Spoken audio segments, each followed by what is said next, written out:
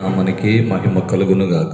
ದೇವರ ಪರಿಶುದ್ಧ ನಾಮಕ್ಕೆ ಮಹಿಮೆ ಉಂಟಾಗಲಿ. చేరి వచ్చిన మీ అందరికీ, ಸೇರಿ ಬಂದಂತ ನಿಮ್ಮೆಲ್ಲರಿಗೂ ఈ వీడియోను చూస్తున్న ప్రతి ఒక్కరికి యేసుక్రీస్తు నామమున వందనాలు తెలియజేస్తున్నా. ಈ ವಿಡಿಯೋವನ್ನು ವೀಕ್ಷಿಸುತ್ತಿರುವಂತಹ ಪ್ರತಿ ಒಬ್ಬೊಬ್ಬರಿಗೂ ಯೇಸು ಕ್ರಿಸ್ತನ ಹೆಸರಿನಲ್ಲಿ ವಂದನೆಗಳನ್ನು ತಿಳಿಸುತ್ತೇವೆ. దేవునికి స్తోత్ర. ದೇವರಿಗೆ ಸ್ತೋತ್ರ. గతించిన దినములన్నీ ప్రభు మనకు తోడుగా ఉండి ಕಳೆದಂತ ದಿವಸಗಳಲ್ಲಿ ಕರ್ತನು ನಮ್ಮ ಸಂಗಡ ಇದ್ದು ఈ దినం ఈ రీతిగా దేవుని ఆరాధించినట్లు ಈ ದಿನ ಈ ರೀತಿಯಾಗಿ ನಾವು ದೇವರನ್ನು ಆರಾಧನೆ ಮಾಡುವ ಹಾಗೆ మనకు కావలసిన రక్షణ, ನಮಗೆ ಬೇಕಾದಂತ ರಕ್ಷಣೆ, ಆರೋಗ್ಯವನ್ನ, ಆಯುಷ್ಕಾಲವನ್ನ, క్షేమాన్ని అనుగ్రహించి ಕ್ಷೇಮವನ್ನು ಅನುಗ್ರಹಿಸಿ ఆయన మనల్ని నడిపించాడు. ಆತನು ನಮ್ಮನ್ನು ನಡೆಸಿದ್ದಾರೆ. అందుకే చేతులెత్తి ఒకసారి దేవునికి స్తోత్రం చెప్తారు. ಅದಕ್ಕಾಗಿ ಒಂದು ಸಾರಿ ಕೈಗಳನ್ನೆತ್ತಿ ದೇವರಿಗೆ ಸ್ತೋತ್ರ ಹೇಳೋಣ. హల్లెలూయా, స్తోత్రం స్తోత్రం స్తోత్రం స్తోత్రం.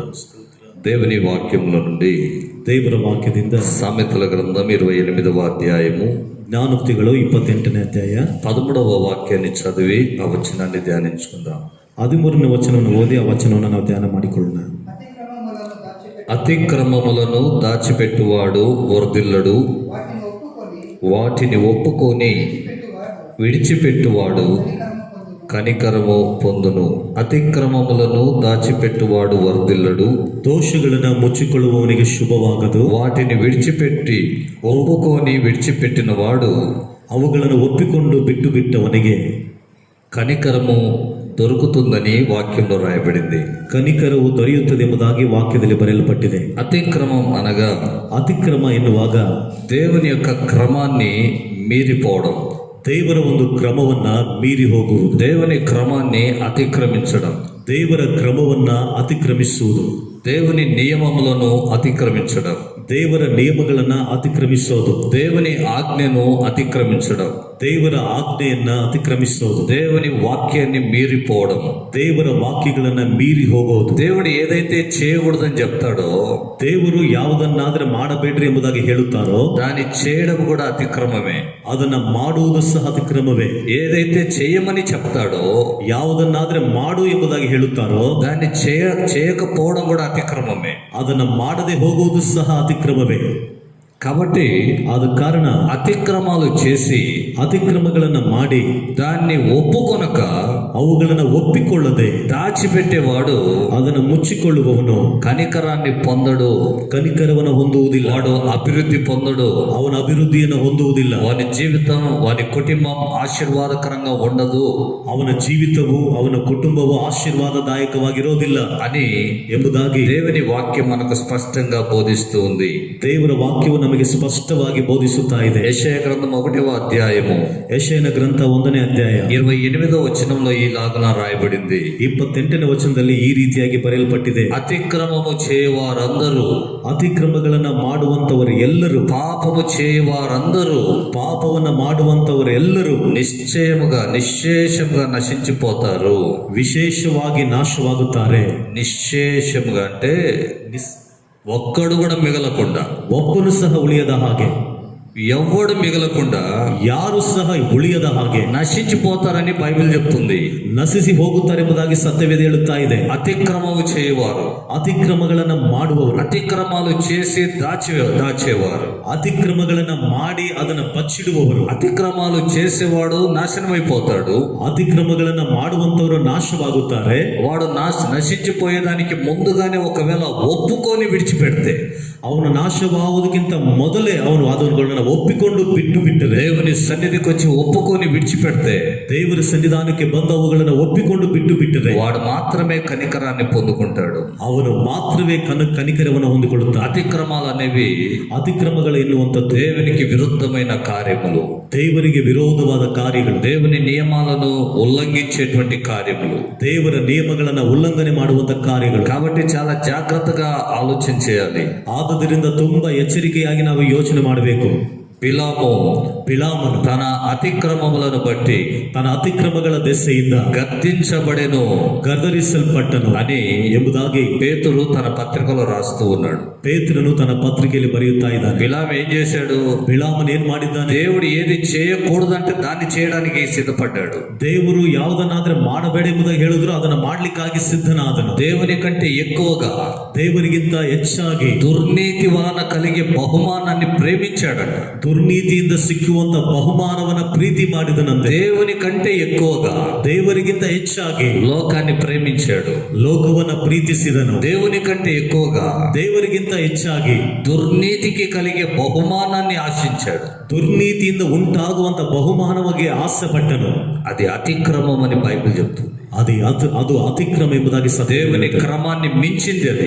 ದೇವರ ಕ್ರಮವನ್ನ ಮೀರಿಸಿದ್ದದು. దేవుని క్రమాన్ని ఓవర్టేక్ చేయడం అది. ದೇವರ ಒಂದು ಕ್ರಮವನ್ನ ತಡೆ ಮಾಡುವಂಥದ್ದು. హల్లెలూయా. ಹಲ್ಲೆಲೂಯಾ. కాబట్టి ಆದ್ದರಿಂದ అతిక్రమాలు అనేవి ಅತಿಕ್ರಮಗಳೆನ್ನುವಂಥದ್ದು చాలా అపాయకరమైంది. ತುಂಬಾ ಅಪಾಯಕರವಾದ. ఈ దినం మనలో అతిక్రమం అనేది ఉంటే, ಒಂದು ವೇಳೆ ಈ ದಿನ ನಮ್ಮ ಜೀವಿತದಲ್ಲಿ ಅತಿಕ್ರಮ ಎನ್ನುವಂಥದ್ದಿದ್ರೆ, దేవుని క్రమానికి విరోధమైన కార్యములు మనలో ఉంటే, ದೇವರಿಗೆ ವಿರೋಧವಾದ ಕಾರ್ಯಗಳು ನಮ್ಮಲ್ಲಿ ಇದ್ದರೆ, ఈ దినం మనం ఒప్పుకొని విడిచిపెట్టాలి. ಈ ದಿನಗಳಲ್ಲಿ ಒಪ್ಪಿಕೊಂಡವನುಗಳನ್ನ ಬಿಟ್ಟು ಬಿಡಲಿ. కనికరము కలిగిన యేసు ప్రభు ಕನಿಕರ ಉಳ್ಳಂತ ಯೇಸು ಕ್ರಿಸ್ತನು మనల్ని కనికరిస్తాడు. ನಮ್ಮನ್ನ ಕನಿಕರಿಸುತ್ತಾನೆ. హల్లెలూయా. ಹಲ್ಲೆಲೂಯಾ. అతిక్రమం వలన జరిగే కొన్ని కార్యాలు మనం ధ్యానిస్తాం.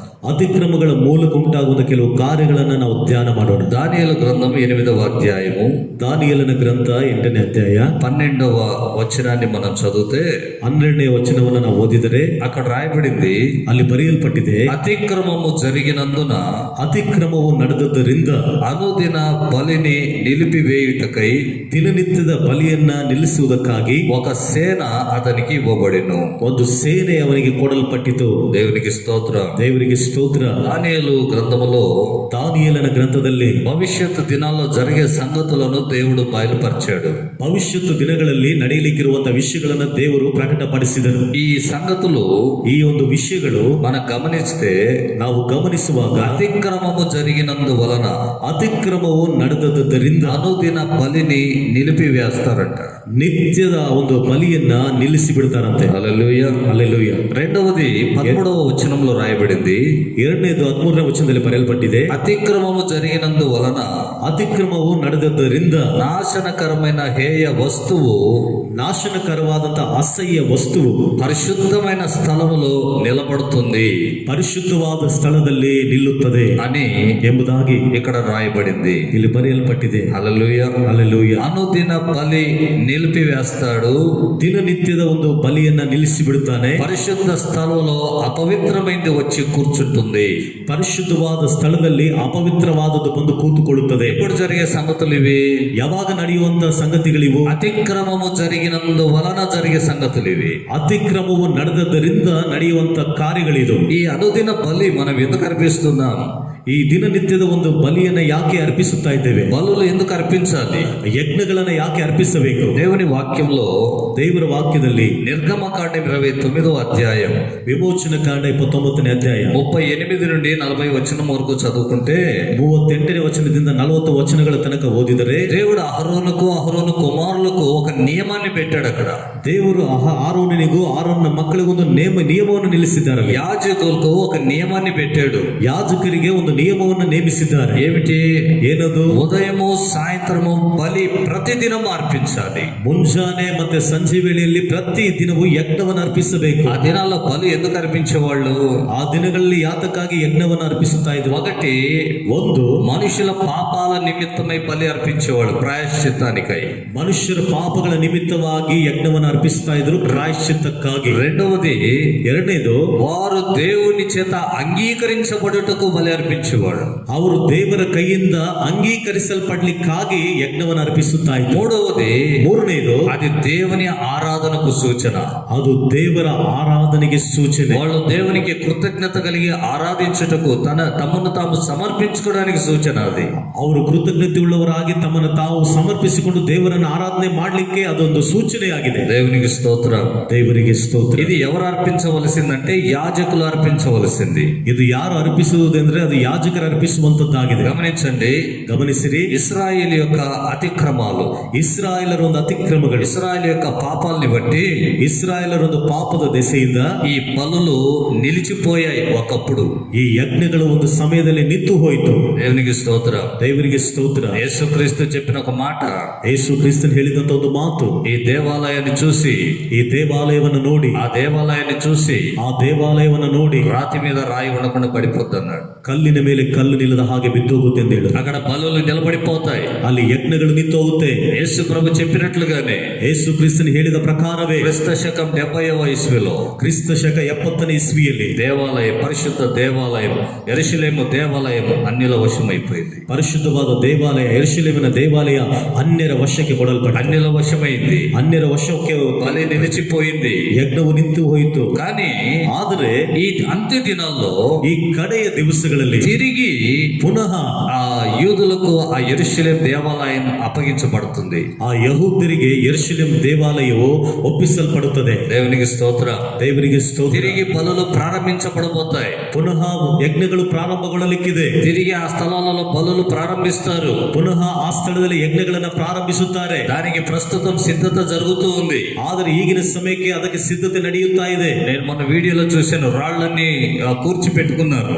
ನಾನು ಮೊನ್ನೆ ವಿಡಿಯೋದಲ್ಲಿ ನೋಡಿದೆ, ಆ ಕಲ್ಲುಗಳನ್ನೆಲ್ಲ ಶೇಖರಿಸಿ ಇಟ್ಕೊಂಡಿದ್ದಾರೆ. ఆ తర్వాత ఆ దేవాలయము మనకు ఇప్పించడానికి మెస్సయ్య రాబోతున్నాడని ఆ యెరూషలేం ప్రధాని అనౌన్స్ చేస్తున్నాడు. ಆ ಯೆರೂಷಲೇಮ್ ದೇವಾಲಯವನ್ನ ನಮ್ಮ ಮೆಸ್ಸಿಯನ್ನು ಕೊಡಿಸ್ಲಿಕ್ಕಿದ್ದಾನೆಂಬುದಾಗಿ ಆ ಒಂದು ದೇಶದ ಪ್ರಧಾನಿ ಅನೌನ್ಸ್ಮೆಂಟ್ ಮಾಡ್ತಾ ಇದ್ದಾನೆ. మెస్సయ్య వస్తూ ఉన్నాడని చెప్తున్నాడు. ಮೆಸ್ಸಿಯನು ಬರುತ್ತಾ ಇದ್ದಾನೆಂಬುದಾಗಿ ಹೇಳ್ತಾ ಇದ್ದಾನೆ. బైబిల్ చెప్తుంది, ಸತ್ಯವೇದವು ಹೇಳುತ್ತಾ ಇದೆ, యేసుక్రీస్తు ఆల్రెడీ వచ్చి వెళ్ళిపోయాడు. ಯೇಸು ಕ್ರಿಸ್ತನು ಈಗಾಗಲೇ ಬಂದು ಹೋಗಿದ್ದಾರೆ. కానీ ಆದರೆ వాళ్ళు ఇప్పుడు అంటున్నారు మా మెస్సయ్య రాబోతున్నాడు. ಆದ್ರೆ ಅವರು ಇವಾಗ ಹೇಳ್ತಿದ್ದಾರೆ ನಮ್ಮ ಮೆಸ್ಸಿಯನು ಬರ್ಲಿಕ್ಕಿದ್ದಾನೆ. యేసుక్రీస్తును వాళ్ళు సిలువకేసి చంపేశారు. ಯೇಸು ಕ್ರಿಸ್ತನನ್ನ ಅವರು ಶಿಲುಬೆಗೆ ಹಾಕಿ ಸಾಯಿಸಿ ಬಿಟ್ರು. యేసుక్రీస్తును అంగీకరించలేదు. ಯೇಸು ಕ್ರಿಸ್ತನನ್ನ ಅಂಗೀಕಾರ ಮಾಡಿಕೊಳ್ಳಲಿಲ್ಲ. ఇప్పుడు ఎదురు చూస్తున్నారు. ಈಗ ಎದುರು ನೋಡುತ್ತಾ ಇದ್ದಾರೆ. మాకు ఈ పరిస్థితులన్నీ సరి చేసేదానికి మా మెస్సయ్య రాబోతూ ఉన్నాడు. ನಮಗೆ ಈ ಪರಿಸ್ಥಿತಿಗಳನ್ನ ಸರಿ ಮಾಡ್ಲಿಕ್ಕಾಗಿ ನಮ್ಮ ಮೆಸ್ಸಿಯನು ಬರಲಿಕ್ಕಿದ್ದಾನೆ. దేవాలయం మా వశం అవుతుంది. ದೇವಾಲಯವು ನಮ್ಮ ವಶವಾಗುತ್ತದೆ. మా శత్రువులందరూ మాకు దూరం అయిపోతారు. ನಮ್ಮ ಶತ್ರುಗಳೆಲ್ಲರೂ ಸಹ ದೂರವಾಗಿ ಹೋಗ್ತಾರೆ. యెరూషలేముకు చుట్టూ 9 దేశాలు శత్రు దేశాలు ఉన్నాయి. ಯೆರೂಷಲೇಮಿಗೆ ಸುತ್ತಲೂ ಶತ್ರು ದೇಶಗಳು 9 ದೇಶಗಳಿದೆ. 9 దేశాలు శత్రు దేశాలు ఉన్నాయి. 9 ದೇಶಗಳು ಶತ್ರುಗಳ ದೇಶ ಇದೆ. పాలస్తీన్ శత్రు దేశంగా మారిపోయింది. ಪ್ಯಾಲೆಸ್ತೀನ್ ಅದು ಶತ್ರು ದೇಶ ಆಗಿ ಮಾರ್ಪಟ್ಟಿದೆ. పాలస్తీన్ లోనే యెరూషలేం దేవాలయం ఉండేది. ಪಾಲಸ್ತೀನ್ ದೇಶದಲ್ಲಿಯೇ ಯೆರೂಷಲೇಮ್ ದೇವಾಲಯ ಇರೋದು. దానికి యెరూషలేం ఏడుపుల గోడకు మధ్య గోడ ఉంది. ಆ ಒಂದು దేవాలయానికి ఏడుపుల గోడకు మధ్య గోడ ఉంది. ಆ ದೇವಾಲಯದ ಗೋಡೆಗೂ ಈ ಕಡೆ ಗೋಡೆಗೂ ಮಧ್ಯದಲ್ಲಿ ಒಂದು ಗೋಡೆ ಇದೆ. ఏడుపుల స్థలం, ఏడ్చేటువంటి ఏడుపుల గోడ ఒకటి ఉంది యెరూషలేంలో. ಯೆರೂಷಲೇಮಿನಲ್ಲಿ ಅಳುವಂತ ಒಂದು ಗೋಡೆ ಇದೆ. ఆ స్థలానికి పోతే ఎవరైనా ఏడుస్తారట. ಆ ಸ್ಥಳಕ್ಕೆ ಹೋದ್ರೆ ಯಾರಾದ್ರೂ ಅಳ್ತಾರಂತೆ. గమనించండి, ಗಮನಿಸಿರಿ, ఇప్పుడు ఈ రెండు కూడా ఒకటి కాబోతున్నాయి. ಈ ಎರಡು ಸಹ ಒಂದಾಗಲಿಕ್ಕಿದೆ. ఈ రెండింటిని ಈ ಎರಡನ್ನ ఒకటి చేసేదానికి ಒಂದಾಗಿ ಮಾಡ್ಲಿಕ್ಕಾಗಿ ఒకడు రాబోతూ ఉన్నాడు. ಒಬ್ಬನು ಬರ್ಲಿಕ್ಕಿದ್ದಾನೆ. వాళ్ళు అంటున్నారు, యెరూషలేం వాళ్ళు అంటున్నారు మెస్సయ్య రాబోతున్నాడు. ಯೆರೂಷಲೇಮಿನಲ್ಲಿರುವಂತವ್ರು ಹೇಳ್ತಾ ಇದ್ದಾರೆ, ನಮ್ಮ ಮೆಸ್ಸಿಯನು ಬರ್ಲಿಕ್ಕಿದ್ದಾನೆ, అతనే ఇవన్నీ ఇప్పిస్తారని. ಆತನೇ ನಮಗೆ ಕೊಡಿಸ್ತಾನೆ ಎಂಬುದಾಗಿ. యేసుక్రీస్తు 2000 సంవత్సరాల క్రితమే ఈ మాట అన్నాడు. ಯೇಸು ಕ್ರಿಸ್ತನ 2000 ವರ್ಷಗಳ ಹಿಂದೆನೇ ಈ ಮಾತನ್ನ ಹೇಳಿದ. యోహాను సువార్త 5వ అధ్యాయం, ಯೋಹಾನನ ಸುವಾರ್ತ 5ನೇ ಅಧ್ಯಾಯ 43వ వాక్యం, 43ನೇ ವಚನ. అక్కడ చదవండి ఆ మాట. ಅಲ್ಲಿ ಓದ್ರಿ ಆ ಮಾತನ್ನ. నేను నా తండ్రి నామమున మీ యొద్దకు వచ్చి ఉన్నాను. ನಾನು ನನ್ನ ತಂದೆಯ ಹೆಸರಿನ ಮೇರೆಗೆ ನಿಮ್ಮ ಬಳಿಗೆ ಬಂದಿದ್ದೇನೆ. మీరు నన్ను అంగీకరించరు. ನೀವು ನನ್ನನ್ನು ಅಂಗೀಕಾರ ಮಾಡಿಕೊಳ್ಳುತ್ತಾ ಇಲ್ಲ. ఏం లేదా?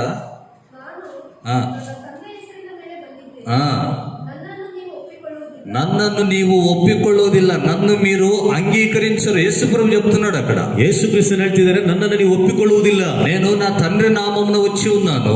ನಾನು ನನ್ನ ತಂದೆಯ ಹೆಸರಿನ ಮೇರೆಗೆ ಬಂದಿದ್ದೇನೆ. మీరు నన్ను అంగీకరించరు. ನೀವು ನನ್ನನ್ನು ಒಪ್ಪಿಕೊಳ್ಳುವುದಿಲ್ಲ.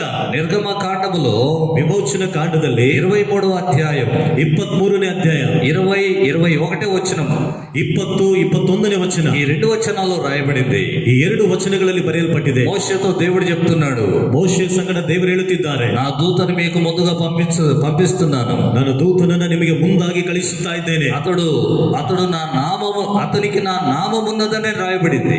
ಆತನಿಗೆ ನನ್ನ ಹೆಸರಿಡಲ್ಪಟ್ಟಿದೆ ಎಂದು ಬರೆಯಲ್ಪಟ್ಟಿದೆ. హల్లెలూయా, ಹಲ್ಲೆಲೂಯಾ, హల్లెలూయా, ಹಲ್ಲೆಲೂಯಾ. అతనికి నా నామముంది. ಆತನಿಗೆ ನನ್ನ ಹೆಸರಿದೆ. యేసు క్రీస్తే ఆయన. ಯೇಸು ಕ್ರಿಸ್ತನೇ ಆತನು. గమనింసిరి, యూదులు ఆయన అంగీకరించలేదు. ಯಹೂದ್ಯರು ಆತನನ್ನು ಒಪ್ಪಿಕೊಳ್ಳಲಿಲ್ಲ. కింద రాయబడింది యోహాను సువార్త 2వ భాగంలో అక్కడ యేసు ప్రభు అంటున్నాడు మరొక మాట. 2ನೇ ಭಾಗದಲ್ಲಿ, ಕೆಳಗಿನ ಭಾಗದಲ್ಲಿ ಯೇಸು ಕ್ರಿಸ್ತನಲ್ಲಿ ಮಾತನಾಡ್ತಿದ್ದಾರೆ. మరి ఒకడు తన నామమున, అంటే తండ్రి నామమున కాకుండా తన నామమున వస్తాడు, వానిని మీరు అంగీకరిస్తారు. ಗಮನಿಸಿರಿ, యేసుక్రీస్తును వీళ్ళు అంగీకరించలేదు. ಯೇಸು ಕ್ರಿಸ್ತನನ್ನ ಇವರು ಅಂಗೀಕಾರ ಮಾಡಲಿಲ್ಲ. ఊరి వెలపట గవిని వెలపట వేసి చంపేశారు. ಊರು ಹೊರಗಡೆ ಆತನನ್ನ ಸಾಯಿಸಿ ಬಿಟ್ರು. కానీ బైబిల్ చెప్తుంది, ಆದ್ರೆ ಸತ್ಯವೇದ ಹೇಳ್ತಾರೆ, ఆయన అన్య జనులలో మహోన్నతుడు. ಆತನು ಅನ್ಯ ಜನರಲ್ಲಿ ಮಹೋನ್ನತನಾಗಿದ್ದಾನೆ. ఆమేన్, ಆಮೆನ್. మనలో ఆయన మహోన్నతుడిగా ఉన్నాడు. ఆయన ಆತನು ನಮ್ಮಲ್ಲಿ ಮಹೋನ್ನತನಾಗಿದ್ದಾನೆ. అన్య జనులందరికీ రక్షణ ఇచ్చేటువంటి గొప్ప దేవుడు ఆయన. ಅನ್ಯ ಜನರೆಲ್ಲರಿಗೂ ಸಹ ರಕ್ಷಣೆ ಕೊಡುವಂತ ದೊಡ್ಡ ದೇವರ ಆತನು. ఉన్నతమైన నామం ఆయన నామం. ఉన్నತವಾದ ನಾಮ ಆತನ ನಾಮ. ఆయన నామము తప్ప మరొక నామము లేదు మానవుని రక్షణ కోసమై. ಆತನ ನಾಮದ ಹೊರತಾಗಿ ಬೇರೊಂದು ನಾಮವಿಲ್ಲ ಮನುಷ್ಯರ ರಕ್ಷಣೆಗೋಸ್ಕರವಾಗಿ. దేవునికి స్తోత్ర, ದೇವರಿಗೆ ಸ್ತೋತ್ರ. కానీ ಆದರೆ యూదులు ಯಹೂದ್ಯರು ఆయనను అంగీకరించలేదు. ಆತನನ್ನು ಅಂಗೀಕಾರ ಮಾಡಿಕೊಳ್ಳಲಿಲ್ಲ. మరొకడు వస్తాడు, ಮತ್ತೊಬ್ಬನು ಬರುತ್ತಾನೆ. వాడు తండ్రి నామమున కాకుండా ಅವನು ತಂದೆಯ ನಾಮವಲ್ಲದೆ తన నామముననే వస్తాడట. ತನ್ನ ನಾಮದಲ್ಲೇ ಬರುತ್ತಾನಂತೆ. గమనిసిరి, వాడు ఎలాంటి వాడంటే ಅವನು ಎಂತವನಂದ್ರೆ తన్ను తానే హెచ్చించుకునేవాడు, ತನ್ನನ್ನು ತಾನೇ ಹೆಚ್ಚಿಸಿಕೊಳ್ಳುವವನು, తన్ను తానే దేవునిగా ప్రకటించుకునేవాడు, ತನ್ನನ್ನು ತಾನೇ ದೇವರೆಂದು ಪ್ರಕಟಿಸಿಕೊಳ್ಳುವವನು. వాడే క్రీస్తు విరోధి. ಅವನೇ ಕ್ರಿಸ್ತ ವಿರೋಧಿ. వానిని యెరూషలేము వాళ్ళు అంగీకరిస్తారు. ಅವನನ್ನ ಯೆರೂಸಲೇಮಿನಲ್ಲಿ ಇದ್ದವರು ಅಂಗೀಕಾರ ಮಾಡಿಕೊಳ್ತಾರೆ. వానిని యూదులు అంగీకరిస్తారు. ಅವನನ್ನ ಯಹೂದ್ಯರು ಅಂಗೀಕಾರ ಮಾಡಿಕೊಳ್ಳುತ್ತಾರೆ. ఈ దినాలు ఎలాంటివంటే క్రీస్తు విరోధి పరిపాలన ప్రారంభించబడే దినాలు ఇవి. ಈ ದಿವಸಗಳು ಎಂತದಂದ್ರೆ ಕ್ರಿಸ್ತ ವಿರೋಧಿ ಆಳ್ವಿಕೆ ಮಾಡುವಂತ ದಿವಸಗಳಿವು. క్రీస్తు విరోధికి అధికారం ఇవ్వబడేటువంటి దినాలు ఇవి. ಕ್ರಿಸ್ತ ವಿರೋಧಿಗೆ ಅಧಿಕಾರಗಳು ಕೊಡಲ್ಪಡುವಂತ ದಿನಗಳಿವು. ఎప్పుడైతే క్రీస్తు విరోధికి దేవుడు అధికారం ఇస్తాడో, ಯಾವಾಗಲಾದ್ರೂ ಕ್ರಿಸ್ತ ವಿರೋಧಿಗೆ ದೇವರ ಅಧಿಕಾರವನ್ನು ಕೊಡುತ್ತಾರೋ వెంటనే సంఘం ఎత్తబడుతుంది. ಕೂಡಲೇ ಸಭೆಯು ಎತ್ತಲ್ಪಡುತ್ತದೆ. ఆ దినాల్లో మనం జీవిస్తున్నాం. ಆ ದಿನಗಳಲ್ಲಿ ನಾವು ಜೀವಿಸುತ್ತಾ ಇದ್ದೇವೆ. హల్లెలూయా, హల్లెలూయా, హల్లెలూయా, హల్లెలూయా. క్రీస్తు విరోధి వచ్చి, ಕ್ರಿಸ್ತ ವಿರೋಧಿ ಬಂದು ఇద్దరిని అంటే ఆ శత్రు దేశాలతో వీళ్లను సంధి చేసి, ಆ ಶತ್ರು ದೇಶಗಳೊಟ್ಟಿಗೆ ಇವರೊಟ್ಟಿಗೆ ಒಂದು ಮಾಡಿ, ఒకటి చేసి, ಒಂದಾಗಿ ಮಾಡಿ ఆ దేవాలయాన్ని వీళ్ళకి ఇప్పిస్తాడు, యూదులకు ఇప్పించేస్తాడు. ಆ ದೇವಾಲಯವನ್ನು ಯಹೂದ್ಯರಿಗೆ ಕೊಡಿಸುತ್ತಾನೆ. తిరిగి బలి ప్రారంభించబడుతుంది. ತಿರುಗಿ ಬಲಿ ಪ್ರಾರಂಭವಾಗುತ್ತದೆ. 3.5 సంవత్సరానికి బలి నిలిపివేయబడుతుంది. 3.5 సంవత్సరం, 3.5 ವರ್ಷಗಳ ಕಾಲ ಯಜ್ಞವು ನಿಲ್ಲಿಸಲ್ಪಡುತ್ತದೆ. 3.5 సంవత్సరం తర్వాత బలి ఆపివేయబడుతుంది. 3.5 ವರ್ಷಗಳ ನಂತರ ಆ ಬಲಿಯು ನಿಲ್ಲಿಸಲ್ಪಡುತ್ತದೆ. హల్లెలూయా, హల్లెలూయా. బలి ప్రారంభిస్తాడు. ಆ ಬಲಿಯನ್ನು ಪ್ರಾರಂಭಿಸುತ್ತಾನೆ. దేవాలయము తిరిగి కట్టి దాని బలి ప్రారంభిస్తారు.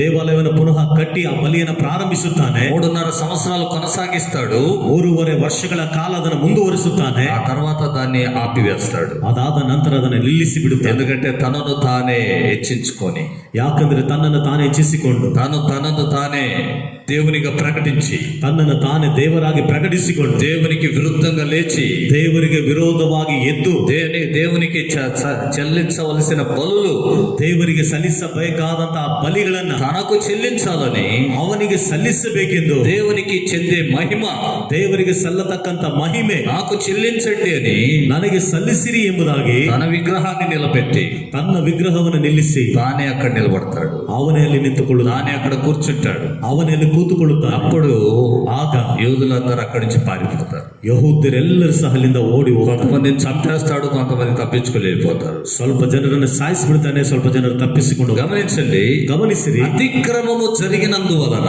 ಅತಿಕ್ರಮವು ನಡೆದದ್ದರಿಂದ ఆ బలి నిలిపివేయబడుతుంది. ಆ ಒಂದು ಬಲಿ ನಿಲ್ಲಿಸಲ್ಪಡುತ್ತದೆ. అతిక్రమం చేసేవాడు క్రీస్తు విరోధి. ಅತಿಕ್ರಮವನ್ನ ಮಾಡುವಾತನು ಕ್ರಿಸ್ತ ವಿರೋಧಿ. దేవుని నియమాలను ఉల్లంఘించిన వాళ్ళు యూదులు. ದೇವರ ನಿಯಮಗಳನ್ನ ಮೀರಿದಂತ ಯಹೂದ್ಯರು, వాళ్ళందరూ అలా చేసినందువలన ಅವರೆಲ್ಲರೂ ಆ ರೀತಿಯಾಗಿ ಮಾಡಿದ್ದರಿಂದ బలి నిలిచివేయబడుతుంది. ಬಲಿಯು ನಿಲ್ಲಿಸಲ್ಪಡುತ್ತದೆ. కానీ మనం ప్రస్తుతం సంఘం విషయమై మాట్లాడాలి. ಆದರೆ ಈಗಿನ ಸಮಯದಲ್ಲಿ ಸಭೆಯ ವಿಷಯವಾಗಿ ಮಾತನಾಡಬೇಕು. యాజకులకు ఉదయము సాయంత్రపు బలులు దేవుడు ఖచ్చితంగా చేయమని చెప్పాడు. ಯಾಜಕರಿಗೆ ಮುಂಜಾನೆ ಮತ್ತು ಸಂಜೆ ವೇಳೆಯಲ್ಲಿ ಖಂಡಿತವಾಗಿಯೂ ಈ ಒಂದು ಯಜ್ಞಗಳನ್ನು ಸಮರ್ಪಿಸಿರುವುದಾಗಿ ಹೇಳಿದರು. ఎలా సమర్పించాలి?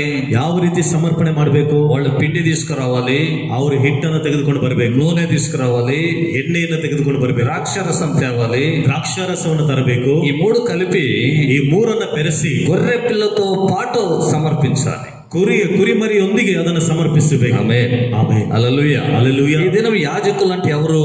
ಈ ದಿನಗಳಲ್ಲಿ ಯಾಜಕರು ಅಂದ್ರೆ ಯಾರು? మనమే. ನಾವೇ.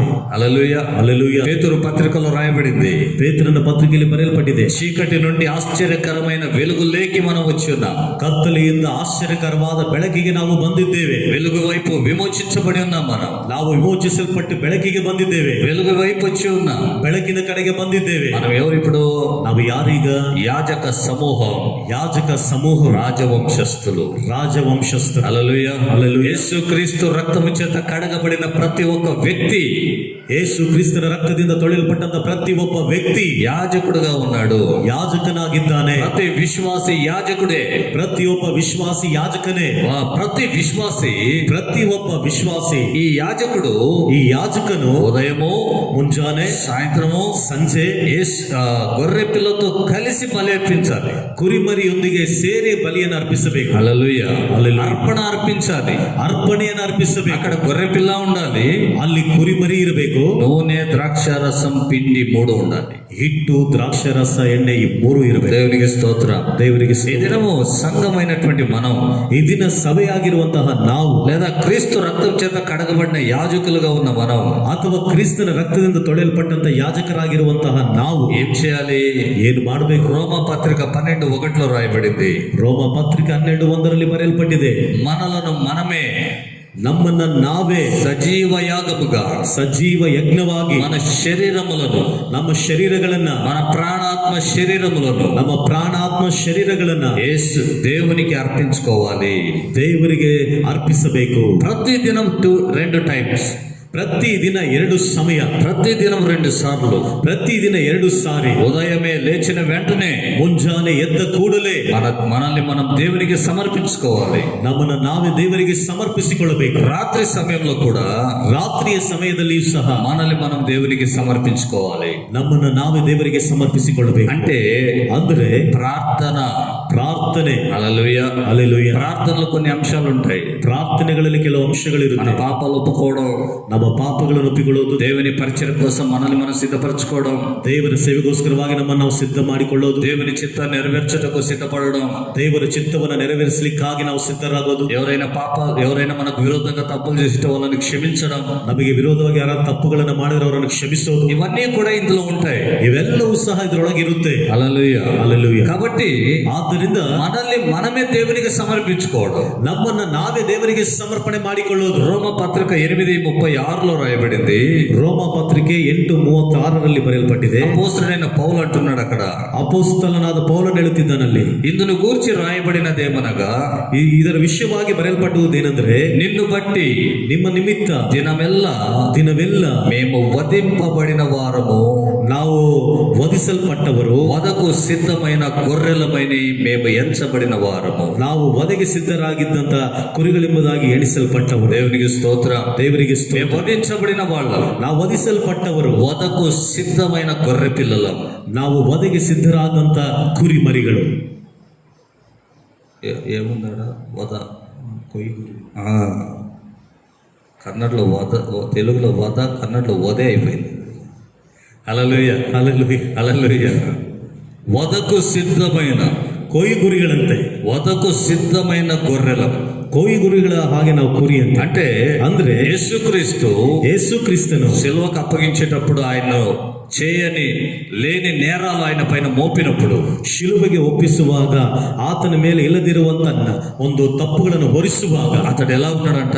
ಆತನು ಯಾವ ರೀತಿ ಇದ್ದನಂತೆ? మౌనముగా, ಮೌನವಾಗಿ. అతనికి ఎదురుగా వచ్చే దూషణలు, ಆತನ ಮುಂದಾಗಿ ಬರುವಂತ ದೂಷಣೆಗಳು, నిందలు, ನಿಂದೆಗಳು, అవమానాలు, ಅವಮಾನಗಳು, అపహాస్యాలు, ಅಪಹಾಸ್ಯಗಳು, చెడు మాటలు, ಕೆಟ್ಟ ಮಾತುಗಳು, పిడి గుద్దులు, ಆತನಿಗೆ ಮುಷ್ಟಿಯಿಂದ ವಧೆಗಳು, ఇవన్నీ కూడా సహించి ಇವುಗಳೆಲ್ಲವನ್ನ ಸಹಿಸಿ మౌనముగా ఉన్నాడట. ಮೌನವಾಗಿದ್ದನಂತ. హల్లెలూయా. ಹಲ್ಲೆಲೂಯಾ. ఒక యాజకుడు అనగా ఒక విశ్వాసి ಒಬ್ಬ ಯಾಜಕನು ಅಂದರೆ ಒಬ್ಬ ವಿಶ್ವಾಸಿ ప్రతి దినం ಪ್ರತಿ ದಿನ ఇలాగు తనను తాను సిద్ధపరచుకోవాలి.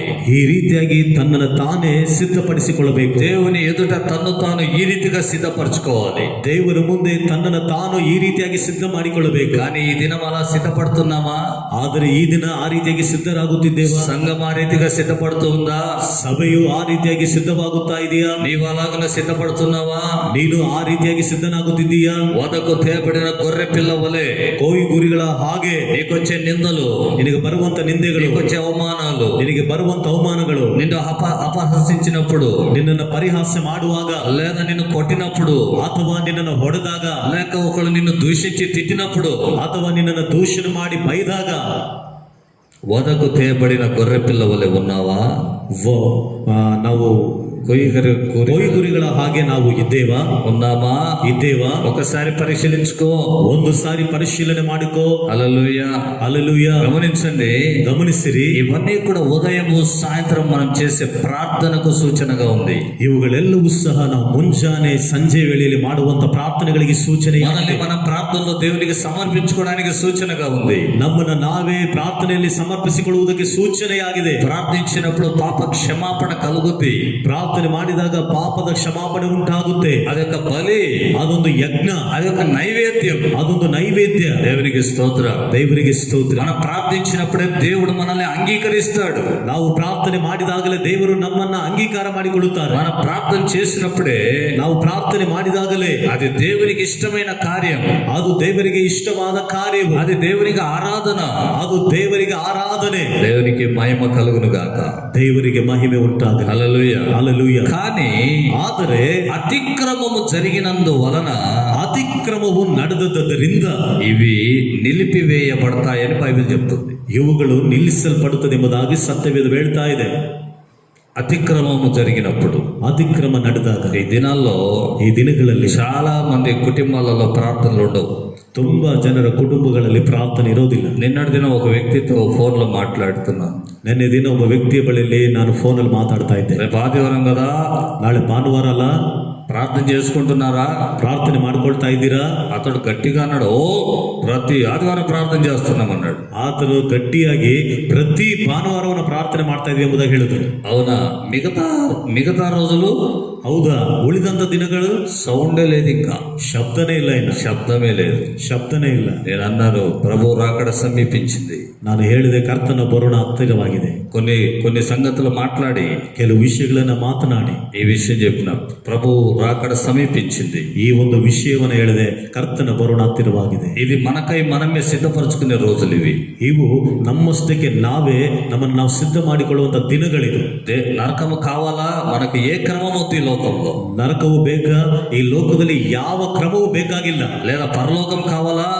ಅಥವಾ ಪರಲೋಕವು ಬೇಕಾ? విశ్వాసాన్ని కాపాడుకో, ನಂಬಿಕೆಯನ್ನು ಕಾಪಾಡಿ, పరిశుద్ధతను కాపాడుకో, ಪರಿಶುದ್ಧತೆಯನ್ನು ಕಾಪಾಡಿಕೊ, నిరీక్షణ కలిగి జీవించు, ನಿರೀಕ್ಷಣೆ ಉಳ್ಳವರಾಗಿ ಜೀವಿಸಿರಿ, దేవుని క్రమంలో ఉండు, ದೇವರ ಕ್ರಮದಲ್ಲಿ ಇರು. నీకు ఏది కావాలో నువ్వే చాయిస్ చేసుకోవాలి. ನಿನಗೆ ಯಾವುದು ಬೇಕೋ ನೀನೇ ಆಯ್ಕೆ ಮಾಡಿಕೊಳ್ಬೇಕು.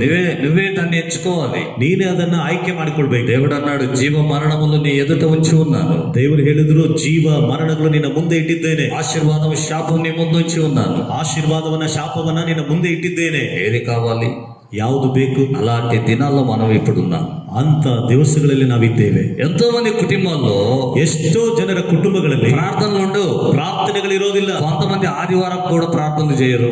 ಕೆಲವೊಬ್ರು ಭಾನುವಾರ ಸಹ ಪ್ರಾರ್ಥನೆ ಮಾಡೋದಿಲ್ಲ. మళ్ళీ విశ్వాసులు, ಮತ್ತೆ ವಿಶ್ವಾಸಿಗಳು ಇವರು క్రైస్తవులు, ಕ್ರೈಸ್ತರು, వాళ్ళకు క్రైస్తవులు అని పేరు. ಇವರಿಗೆ ಕ್ರೈಸ್ತರೆಂಬುದಾಗಿ ಹೆಸರು.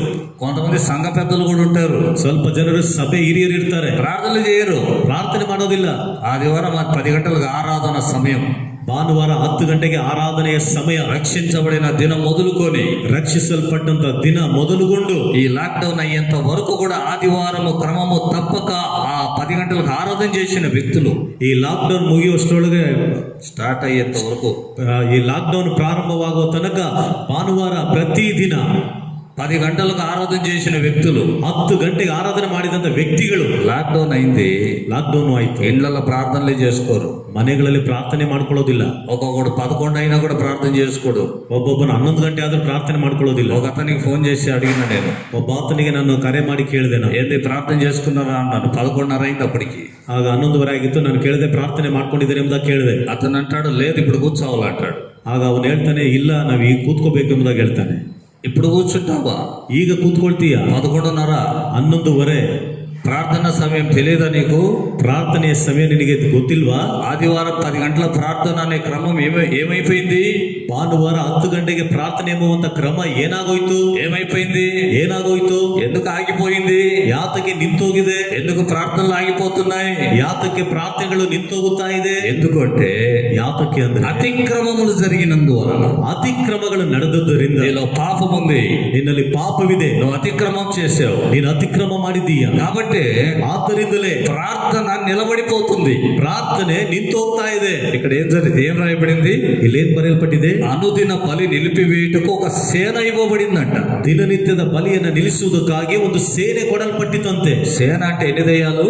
ಈ ಸೇನೆ ಅಂದ್ರೆ ಎಷ್ಟು ದೆವ್ವಗಳು? 2000 దయ్యాలు, 2000 ದೆವ್ವಗಳು. బైబిల్ ఉంది కదా, మార్క్స్ సువార్తలో. ಸತ್ಯವೇದದಲ್ಲಿ ಇದೆಯಲ್ಲ, ಮಾರ್ಕನ ಸುವಾರ್ತೆಯಲ್ಲಿ. ఒకడికి దయ్యం పట్టినాడు, ఒకటి సమాధులలో తిరుగుతున్నాడు. ಒಬ್ಬನಿಗೆ ದೆವ್ವ ಹಿಡಿದು ಸಮಾಧಿಗಳು ತಿರುಗ್ತಾ ಇದ್ದಾನೆ.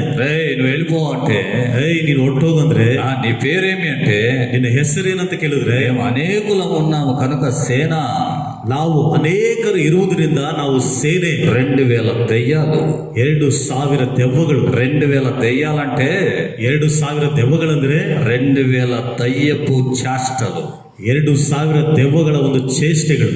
దెయ్యముల స్వభావాలవి, ದೆವ್ವಗಳ ಸ್ವಭಾವಗಳು అన్ని కూడా అతనిలో పరిపాలన చేస్తున్నాయి. ಎಲ್ಲವೂ ಸಹ ಆತನಲ್ಲಿ ಆಳ್ವಿಕೆ ಮಾಡುತ್ತಾ ಇದೆ. హల్లెలూయా. హల్లెలూయా. ఈ దినం నువ్వు అతిక్రమం చేసావా? ಈ ದಿನದಲ್ಲಿ ನೀನು ಅತಿಕ್ರಮ ಮಾಡಿದ್ದೀಯಾ? దేవునికి విరోధమైన కార్యములు చేసావా? ದೇವರಿಗೆ ವಿರೋಧವಾದ ಕಾರ್ಯಗಳನ್ನು ಮಾಡಿದೀಯಾ? నీ ప్రార్థన నిలబడిపోతుంది, ನಿನ್ನ ಪ್ರಾರ್ಥನೆ ನಿಂತೋಗುತ್ತದೆ. ప్రార్థించాలనే మనసు రాదు, ಪ್ರಾರ್ಥನೆ ಮಾಡಬೇಕೆಂಬ ಮನಸ್ಸು ಬರೋದಿಲ್ಲ. దేవునికి నిన్ను నీవు సమర్పించుకోవాలనే మనసు రాదు, ದೇವರಿಗೆ ನಿನ್ನನ್ನು ನೀನು ಸಮರ್ಪಣೆ ಮಾಡಿಕೊಳ್ಳಬೇಕೆಂಬ ಮನಸ್ಸು ಬರೋದಿಲ್ಲ. నేను దేవునికి అంగీకారంగా ఉండాలనే ఆలోచన నీకు రాదు, ನಾನು ದೇವರಿಗೆ ಅಂಗೀಕಾರವಾಗಿ ಇರಬೇಕೆಂಬ ಆಲೋಚನೆ ನಿನಗೆ ಬರೋದಿಲ್ಲ. ఎందుకంటే ఆ సేన అనే దయ్యాలు వచ్చి, ಯಾಕಂದ್ರೆ ಆ ಸೇನೆ ಎಂಬುವಂತ ದೆವ್ವಗಳು ಬಂದು ఆ స్వభావాలు నీలో ప్రవేశించి, ಆ ಸ್ವಭಾವಗಳು ನಿನ್ನ ಒಳಗಡೆ ಪ್ರವೇಶ ಮಾಡಿ ఇక బలి అర్పించకుండా నిలిపేస్తాయి. ಇನ್ನ ಬಲಿಯನ್ನು ಅರ್ಪಿಸದ ಹಾಗೆ ನಿಲ್ಲಿಸಿ ಬಿಡುತ್ತದೆ. ఇక ప్రార్థన ఉండదు, ಇನ್ನು ಮೇಲೆ ಪ್ರಾರ್ಥನೆ ಇರೋದಿಲ್ಲ, ఆరాధన ఉండదు, ಆರಾಧನೆ ಇರೋದಿಲ್ಲ, దేవుని స్తుతించే స్థుతులు ఉండవు, ದೇವರನ್ನು ಸ್ತುತಿ ಮಾಡುವಂತ ಸ್ತುತಿಗಳು ಇರೋದಿಲ್ಲ. జీవితం అంతా వ్యర్థం చేసుకుంటున్నాం. ಜೀವಿತವನ್ನ ವ್ಯರ್ಥ ಮಾಡಿಕೊಳ್ಳುತ್ತಾ. బైబిల్ ఒక మాట రాయబడింది, ಸತ್ಯದಲ್ಲಿ ಒಂದು ಮಾತು ಬರೆಯಲ್ಪಟ್ಟಿದೆ. హోషేయ గ్రంథం 12వ అధ్యాయం, ಹೋಶೇಯನ ಗ್ರಂಥ 12ನೇ ಅಧ್ಯಾಯ 2వ వాక్యం. 2ನೇ వాಕ್ಯ. అక్కడ రాయబడిన మాట ఏంటంటే, ಅಲ್ಲಿ ಬರೆಯಲ್ಪಟ್ಟಂತ ಮಾತೇನಂದ್ರೆ, ఎడ్లకు బదులుగా ಹೋರಿಗಳಿಗೆ ಬದಲಾಗಿ నీవు మాకు పెదవులనిచ్చావు, ನೀನು ನಮಗೆ ತುಟಿಗಳನ್ನು ಕೊಟ್ಟಿದ್ದಿ. ಅವೇ నీవు మా దగ్గర అంగీకరించదగినవి, ನೀನು ನಮ್ಮ ಬಳಿಯಲ್ಲಿ ಅಂಗೀಕಾರ ಮಾಡಿಕೊಳ್ಳುವಂತ. హల్లెలూయా. ಹಲ್ಲೆಲೂಯಾ. పెదవులు ఇచ్చావు మాకు, ನಮಗೆ ತುಟಿಗಳನ್ನು ಕೊಟ್ಟಿದ್ದೀಯಾ? ఎందుకు? ಯಾತಕ್ಕಾಗಿ? స్తుతించడానికి, ಸ್ತುತಿಸುವುದಕ್ಕಾಗಿ, దేవుని మహిమపరచడానికి, ದೇವರನ್ನ ಮಹಿಮೆ ಪಡಿಸುವುದಕ್ಕಾಗಿ, దేవుని ఆరాధించడానికి. ದೇವರನ್ನ ಆರಾಧನೆ ಮಾಡ್ಲಿಕ್ಕಾಗಿ. పెదవులు ఎందుకు ఇచ్చాడు? ತುಟಿಗಳನ್ನ ಯಾಕೆ ಕೊಟ್ಟಿದ್ದಾರೆ? అంతరంగము నుండి, ಅಂತರಾಳದಿಂದ, పెదవుల ద్వారా దేవుని మహిమపరచాలి. ತುಟಿಗಳ ಮೂಲಕ ದೇವರನ್ನ ಮಹಿಮೆ ಪಡಿಸ. హల్లెలూయా. ಹಲ್ಲೆಲೂಯಾ. ఇప్పుడు బలి నిలబడిపోతే, ಈಗ ಬಲಿ ನಿಂತು ಹೋದ್ರೆ, అతిక్రమము జరిగినందువలన బలి నిలబడిపోతే, ಅತಿಕ್ರಮ ನಡೆದದರಿಂದ ಬಲಿ ನಿಂತು ಹೋದ್ರೆ ఇక ప్రార్థనలు ఉండవు, ಇನ್ನು ಮೇಲೆ ಪ್ರಾರ್ಥನೆಗಳಿರೋದಿಲ್ಲ, ఆరాధనలు ఉండవు, ಆರಾಧನೆ ಇರೋದಿಲ್ಲ. దేవుని స్తుతించాలనే స్తుతులు నీ నోట రావు. ದೇವರನ್ನು ಸ್ತುತಿಸಬೇಕೆಂಬ ಸ್ತುತಿಗಳು ನಿನ್ನ ಬಾಯಿಂದ ಬರೋದಿಲ್ಲ. నీ కుటుంబంలో సమాధానం ఉండదు, ನಿನ್ನ ಕುಟುಂಬದಲ್ಲಿ ಸಮಾಧಾನ నీ ಇರೋದಿಲ್ಲ, కుటుంబంలో సంతోషం ఉండదు. ನಿನ್ನ ಕುಟುಂಬದಲ್ಲಿ ಸಂತೋಷ ಇರೋದಿಲ್ಲ. ఎందుకని? ಯಾತಕ್ಕಾಗಿ? సేన అనే దయ్యాలు నీలో ఉన్న సంతోషాన్ని లాగేసుకున్నాయి. ಆ ಸೇನೆ ಎಂಬುವಂತ ದೆವ್ವಗಳು ನಿನ್ನ ಒಳಗಡೆ ಇರುವಂತ ಸಂತೋಷವನ್ನ ಎಳ್ಕೊಳ್ಳುತ್ತದೆ. సేన దయ్యాలు పట్టిన వాడు ఎక్కడున్నాడు? సమాధులలో ఉన్నాడు. ಆ ಸೇನೆಯ ದೆವ್ವಗಳು ಹಿಡಿದವನು ಎಲ್ಲಿದ್ದಾನೆ? ಸಮಾಧಿಗಳಲ್ಲಿದ್ದಾನೆ. అంటే ఇప్పుడు నువ్వు ఎక్కడుంటావో తెలుసా? ಅಂದ್ರೆ ಈಗ ನೀನು ಎಲ್ಲಿರುತ್ತೀಯ ಗೊತ್ತಾ? సమాధులు, ಸಮಾಧಿಗಳು, సచ్చిన శవాల మధ్య, ಸತ್ತಂತ ಶವಗಳ ಮಧ್ಯ, రక్షణ లేని ప్రజల మధ్య, ರಕ್ಷಣೆ ಇಲ್ಲದಿರುವಂತ ಜನರ ಮಧ್ಯದಲ್ಲಿ అక్కడ తిరుగుతుంటావు. ಅಲ್ಲಿ ತಿರುಗಾಡ್ತಿರ್ತೀಯ. ప్రార్థనలు చేయవు, ಪ್ರಾರ್ಥನೆ ಮಾಡೋದಿಲ್ಲ, దేవుని స్తుతించవు, ದೇವರನ್ನ ಸ್ತುತಿಸುವುದಿಲ್ಲ, దేవునికి చెందవలసిన గౌరవాన్ని దేవునికి చెందనివ్వు, ದೇವರಿಗೆ ಸಲ್ಲತಕ್ಕಂತ ಗೌರವನ ನೀನು ಸಲ್ಲಗೊಳಿಸುವುದಿಲ್ಲ. మలాకీలో రాయబడింది, యేసు దేవుడు అంటున్నాడు, ಮಲಾಕಿಯಲ್ಲಿ ಬರೆಯಲ್ಪಟ್ಟಿದ್ದ ದೇವರು ಹೇಳುತ್ತಿದ್ದ 1వ అధ్యాయం 6వ వచనములో, 1ನೇ ಅಧ್ಯಾಯ 6ನೇ ವಚನದಲ್ಲಿ, నేను యజమానుడనైతే, ನಾನು ಯಜಮಾನನಾಗಿರುವಾಗ నాకు భయపడేవారు ఎక్కడా? ನನಗೆ ಭಯಪಡುವವರು ಎಲ್ಲಿ? నేను తండ్రినైతే, ನಾನು ತಂದೆಯಾಗಿರುವಾಗ నాకు రావలసిన ఘనత ఏది? ನನಗೆ ಬರತಕ್ಕಂತ ಘನತೆ ಎಲ್ಲಿ? విశ్వాసి నిన్ను అడుగుతున్నాడు దేవుడు. ವಿಶ್ವಾಸಿ ದೇವರು ನಿನ್ನನ್ನು ಕೇಳುತ್ತಿದ್ದಾನೆ. నేను నీకు యజమానుడనైతే, ನಾನು ನಿನಗೆ ಯಜಮಾನನಾಗಿರುವಾಗ నువ్వు నాకు భయపడడం లేదే, ನೀನು ನನಗೆ ಭಯಪಡುತ್ತಾ ಇಲ್ವಲ್ಲ? నువ్వు నాకు భయపడడం లేదే, ನೀನು ನನಗೆ ಭಯಪಡುತ್ತಾ ಇಲ್ವಲ್ಲ? నేను వచ్చి పిలుస్తున్నాను, నువ్వు నా దగ్గరికి రావడం లేదే, ನಾನು ಬಂದು ಕರೀತಾ ಇದ್ದೀನಿ, ನೀನು ನನ್ನ ಬಳಿಗೆ ಬರ್ತಾ ಇಲ್ವಲ್ಲ? ఎక్కడికి పోయావు? ಎಲ್ಲಿಗೆ ಹೋಗಿದೀಯಾ? ఎక్కడికి పోయావు? ప్రార్థన సమయం విడిచి ఎక్కడికి పోయావు? ಪ್ರಾರ್ಥನೆಯ ಸಮಯವನ್ನು ಬಿಟ್ಟು ಎಲ್ಲಿಗೆ ಹೋಗಿದೀಯಾ? ఆదామా ఎక్కడున్నావు? ಆದಾಮನೇ ಎಲ್ಲಿದ್ದಿ? నీ స్వరం విని ಈ ಸ್ವರವನ್ನು ಕೇಳಿ చెట్ల మధ్య దాక్కున్నాడంట. ಮರಗಳ ಮಧ್ಯದಲ್ಲಿ ಬಚ್ಚಿಟ್ಟುಕೊಂಡಿದ್ದಾನೆ. ఇప్పుడు నువ్వు ఎక్కడుంటున్నావు? ಈಗ ನೀನು ಎಲ್ಲಿರ್ತಾ ಇದೀಯಾ? సచ్చిన సమాధుల మధ్య, ಸತ್ತಂತ ಸಮಾಧಿಗಳ ಮಧ್ಯದಲ್ಲಿ, సమాధులలో సంచరిస్తూ, ಸಮಾಧಿಗಳಲ್ಲಿ ಸಂಚಾರ ಮಾಡು, రక్షణ లేని వారితో తిరుగుతూ, ರಕ್ಷಣೆ ಇಲ್ಲದೆ ಇರುವವರ ಜೊತೆಯಲ್ಲಿ ತಿರುಗಾಡುತ್ತ, ఘనత మహిమ ప్రభావములకు అర్హుడైన దేవునికి చెందవలసిన ఘనతను దేవునికి చెందనివ్వకుండా, ಘನತೆಯು ಮಹಿಮೆಯು ಪ್ರಭಾವವನ್ನ ಹೊಂದತಕ್ಕಂತ ದೇವರಿಗೆ ಸಲ್ಲಬೇಕಾದಂತ ಮಹಿಮೆಯನ್ನು ನೀನು ಸಲ್ಲಿಸದ ಹಾಗೆ ఇష్టం వచ్చినట్లు తిరుగుతున్నావు. ಇಷ್ಟ ಬಂದ ಹಾಗೆ ತಿರುಗ್ತಾ ಇರು. ప్రార్థన చేయడం, ಪ್ರಾರ್ಥನೆ ಮಾಡೋದು. అతిక్రమాలు జరిగినందువలన. ಅತಿಕ್ರಮಗಳು ನಡೆದವು. ఒకప్పుడు సౌలు స్థితి కూడా ఇదే. ಒಂದು ಸಮಯದಲ್ಲಿ ಸೌಲನ ಸ್ಥಿತಿ ಸಹ ಇದೆ. ఇశ్రాయేలీయుల మొదటి రాజైన సౌలు, ಇಸ್ರಾಯೇಲರ ಮೊದಲನೆಯ ಅರಸನಾಗಿರುವಂತ ಸೌಲನು, అతను ఏం చేశాడంటే, ಆತನು ಏನ್ ಮಾಡಿದನಂದ್ರೆ, మొదటి సమూయేలు గ్రంథం 15వ అధ్యాయం 1ನೇ ಸಮುವೇಲನ ಗ್ರಂಥ 15ನೇ ಅಧ್ಯಾಯ 13వ వచనం, 13ನೇ ವಾಕ್ಯ.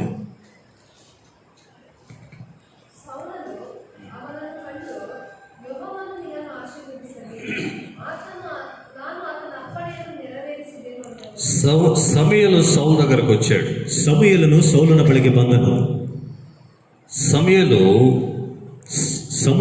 సౌలు దగ్గరకు వచ్చిన వెంటనే, ಸೌಲನ ಬಳಿಗೆ ಬಂದ ಕೂಡಲೇ, యెహోవా వలన నీకు ఆశీర్వాదము కలుగునుగాక, ಯೆಹೋವನಿಂದ ನಿನಗೆ ಆಶೀರ್ವಾದ ಉಂಟಾಗಲಿ, యెహోవా ఆజ్ఞను నేను నెరవేర్చి తిని అని అన్నాడు.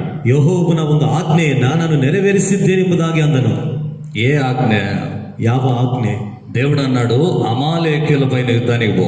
ದೇವರು ಹೇಳಿದ್ರು, ಅಮಾಲೇಕರ ಮೇಲೆ ಯುದ್ಧಕ್ಕೆ ಹೋಗು. అమాలేకీయులకు కలిగిన సమస్తాన్ని, అమాలేకీయులను కూడా నువ్వు హతం చేయబడు. ಅಮಾಲೇಕರಿಗೆ ಇರುವಂತ ಸಮಸ್ತವನ್ನ ನೀನು ಸಂಹಾರ ಮಾಡಬೇಕು అని చెప్పాడు ಎಂಬುದಾಗಿ ಹೇಳಿ. ఇది దేవుని ఆజ్ఞ, ಇದು ದೇವರ ಆಜ್ಞೆ. కానీ ಆದರೆ సౌలు ఏం చేశాడు? ಸೌಲನ್ ಏನ್ ಮಾಡಿದನು? ఈ 15వ అధ్యాయంలోనే ಈ 15ನೇ ಅಧ್ಯಾಯದಲ್ಲಿಯೇ 9వ వచనాన్ని చదివితే, 9ನೇ ವಚನವನ್ನು ಓದಿದರೆ, సౌలును జనులను కూడి, ಸೌಲನು ಜನರು ಸೇರಿ అగగు అనే రాజును, ಅಗಾಗನು ಎಂಬ ಅರಸನನ್ನ, గొర్రెలలో ఎడ్లలో కొవ్విన వాటిని, ಕುರಿಗಳನ್ನ, ದನಗಳನ್ನ ಕೊಬ್ಬಿದ ಪಶುಗಳನ್ನ, వాటన్నిటిని తీసుకొని ఇంటికి వచ్చారు. ಅವುಗಳೆಲ್ಲವನ್ನು ತೆಗೆದುಕೊಂಡು ಮನೆಗೆ ಬಂದನು. అంటే చాలా మిగిలించుకొని తీసుకొని వచ్చారు. ಅಂದ್ರೆ ತುಂಬಾ ಉಳಿಸಿಕೊಂಡು ತಂದಿದ್ದಾನೆ. దేవుడు చెప్పింది ఏంటంటే, టోటల్ గా నాశనం చేసేయాలి. ದೇವರು ಹೇಳಿದ್ದೇನೆಂದ್ರೆ, ಒಟ್ಟಾರೆ ಎಲ್ಲವನ್ನ ನೀನು ನಾಶನ ಮಾಡಿ, ఏది కూడా మిగిలించకూడదు. ಯಾವುದು ಸಹ ಉಳಿಸಿಕೊಳ್ಳಬಾರದು. కానీ సౌలు ఏం చేశాడంటే మిగిలించుకొని తీసుకొచ్చాడు. ಆದ್ರೆ ಸೌಲನು ಏನ್ ಮಾಡಿದಾನಂದ್ರೆ ಉಳಿಸಿಕೊಂಡು ತಂದಿದ್ದಾನೆ. కొంతమంది సైన్యాన్ని కూడా మిగిలించుకున్నాడు, అంటే బలిష్ఠులను తీసుకొచ్చి సైన్యంలో చేర్చుకున్నాడు. ಅಂದ್ರೆ ಕೆಲವರು ಅಲ್ಲಿರುವಂತ ಸೈನ್ಯವನ್ನು ಉಳಿಸಿಕೊಂಡು ತಂದಿದ್ದಾನೆ, ಬಲಿಷ್ಠರನ್ನ ತನ್ನ ಸೈನ್ಯದಲ್ಲಿ ಸೇರಿಸಿಕೊಂಡಿದ್ದಾನೆ. నాకు పనికొస్తారని అనుకున్నాడు, ನನಗೆ ಕೆಲಸಕ್ಕೆ ಬರ್ತಾರೆ ಎಂಬುದಾಗಿ ಅಂದುಕೊಂಡಿದ್ದಾನೆ. అన్ని చేసి ಎಲ್ಲವುಗಳನ್ನು ಮಾಡಿ తాను దేవుని ఆజ్ఞను అతిక్రమించి ಆತನು ದೇವರ ಆಜ್ಞೆಯನ್ನು ಅತಿಕ್ರಮಿಸಿ ఆ అతిక్రమించిన పాపాలన్నీ లోపల దాచి ಆ ಅತಿಕ್ರಮಿಸಿದಂತ ಪಾಪಗಳನ್ನೆಲ್ಲ ಒಳಗಡೆ ಬಚ್ಚಿಟ್ಟು సమయాలు వచ్చిన వెంటనే, దైవజనుడు వచ్చిన వెంటనే ದೇವರ ಮನುಷ್ಯನಾದ ಸಮುವೇಲನು ಬಂದ ಕೂಡಲೇ యెహోవా వలన నీకు ఆశీర్వాదం కలుగును గాక అన్నాడు. ಯೆಹೋವನಿಂದ ನಿನಗೆ ಆಶೀರ್ವಾದ ಉಂಟಾಗಲಿ ಎಂಬುದಾಗಿ నేను ಹೇಳ್ತಾನೆ. యెహోవా ఆజ్ఞను నెరవేర్చితిని అన్నాడు. ನಾನು ಯೆಹೋವನ ಆಜ್ಞೆಯನ್ನು ನೆರವೇರಿಸಿದ್ದೇನೆ ಎಂಬುದಾಗಿ ಹೇಳ್ತಿದ್ದಾನೆ. వెంటనే సౌలు అన్నాడు, సమయలు అంటున్నాడు, ಕೂಡಲೇ ಸಮುವೇಲನು ಹೇಳ್ತಾ ಇದ್ದಾನೆ, అలాగైతే ಹಾಗಾದರೆ నాకు వినబడుచున్న ನನಗೆ ಕೇಳಿಸುತ್ತಿರುವಂತ గొర్రెల అరుపులను ಕುರಿಗಳ ಒಂದು ಶಬ್ದವು, ఎట్ల రంకెళ్ళు ఎక్కడివి అని అడిగాడు. ದನಗಳ ಒಂದು ಶಬ್ದವು ಎಲ್ಲಿಂದ ಬಂತು ಎಂಬುದಾಗಿ ಕೇಳ್ತಿದ್ದಾನೆ. ఈ కొత్త గొర్రెలు కదా, ಇದು ಹೊಸ ಕುರಿಗಳಲ್ವಾ, కొత్త ఎద్దులు కదా, ಹೊಸ ದನಗಳಲ್ವಾ, ఇవన్నీ కూడా రంకెలేస్తున్నాయి, ಇವೆಲ್ಲವೂ ಸಹ ಶಬ್ದವಾಗ್ತಾ ಇದೆ, శబ్దం చేస్తా ఉన్నాయి. ಶಬ್ದ ಮಾಡ್ತಾ ಇದೆ. మామూలుగా ఉన్నాయి అయితే వాటికి అలవాటు పడిపోయి అక్కడనే ఉంటాయి. ಸಾಮಾನ್ಯವಾಗಿರುವುದಾದ್ರೆ ಅದಲ್ಲೇ ಇರುತ್ತೆ, ಸುಮ್ಮನೆ ಇರುತ್ತೆ. ఇవి కొత్తవి, ಇದು ಹೊಸದು, సౌండ్ చేస్తున్నాయి. ಇದು ಶಬ್ದ ಮಾಡ್ತಾ ಇದೆ. సమయలు వింటున్నాడు, ಸಮುವೇಲನು ಕೇಳ್ತಾ ಇದೆ, ఇక్కడ ఏదో వ్యత్యాసం ఉంది, ಇಲ್ಲಿ ಏನು ವ್ಯತ್ಯಾಸ ಇದೆ. గొర్రెలు అరుస్తున్నాయంటే, ಕುರಿಗಳು ಅದು ಕೂಗುತ್ತಾ ಇದೆ అంటే అర్థం ఏంటి?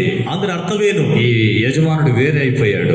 ಈ ಯಜಮಾನನ ಬೇರೆ ಆಗಿದೆ. అవి ఇంతకు ముందు వేరే యజమానం దగ్గర ఉన్నాయి, సొంత యజమానం దగ్గర ఉన్నాయి. ಅವು ಇದಕ್ಕಿಂತ ಮೊದಲು ಸ್ವಂತ ಯಜಮಾನನ ಬಳಿಯಲ್ಲಿತ್ತು. ఇప్పుడు యజమానుడు చేంజ్ అయిపోయాడు, ಈಗ ಯಜಮಾನನು ಬದಲಾಗಿದ್ದಾನೆ. అందుకే గొర్రెలు అరుస్తున్నాయి, ಅದಕ್ಕಾಗಿ ಕುರಿಗಳು ಅದು ಕೂಗುತ್ತಾ ಇದೆ, ఎడ్లు కూడా రంకెలేస్తున్నాయి, ದನಗಳು ಸಹ ಶಬ್ದ ಮಾಡ್ತಾ ಇದೆ. దీన్ని గుర్తించి ಇದನ್ನ ತಿಳಿದುಕೊಂಡು ఈ సౌండ్ ఏంటి అని అడిగాడు. ಈ ಶಬ್ದ ಏನೆಂಬುದಾಗಿ ಕೇಳಿದ. గమనించండి, ಗಮನಿಸಿರಿ.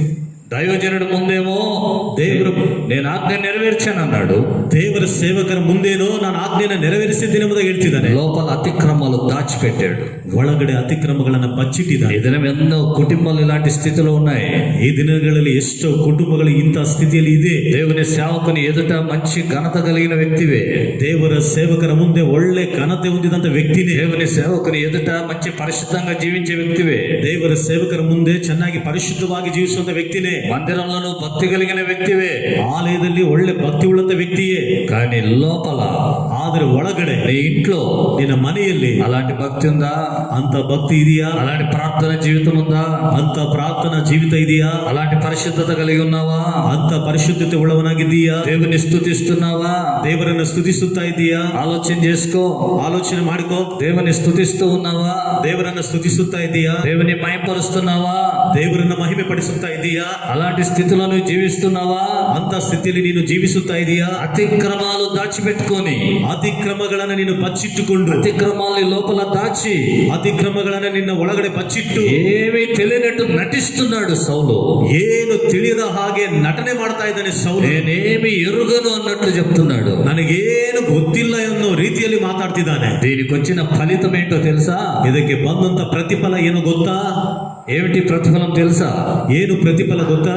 16వ అధ్యాయం, 16ನೇ ಅಧ್ಯಾಯ. అక్కడనే సమయల గ్రంథం 16వ అధ్యాయం, ಅಲ್ಲೇ ಸಮ್ಮೇಳನ ಗ್ರಂಥ 16ನೇ ಅಧ್ಯಾಯ 14వ వాక్యం. 14ನೇ ವಚನ. యెహోవా ఆత్మ ಯೆಹೋವನ ಆತ್ಮವು సౌలును విడిచిపోయి ಸೌಲನನ್ನ ಬಿಟ್ಟು ಹೋಗಿ యెహోవా యొద్ద నుండి ಯೆಹೋವನ ಬಳಿಯಿಂದ దురాత్మ ఒకటి వచ్చి అతని వెరపింపగా.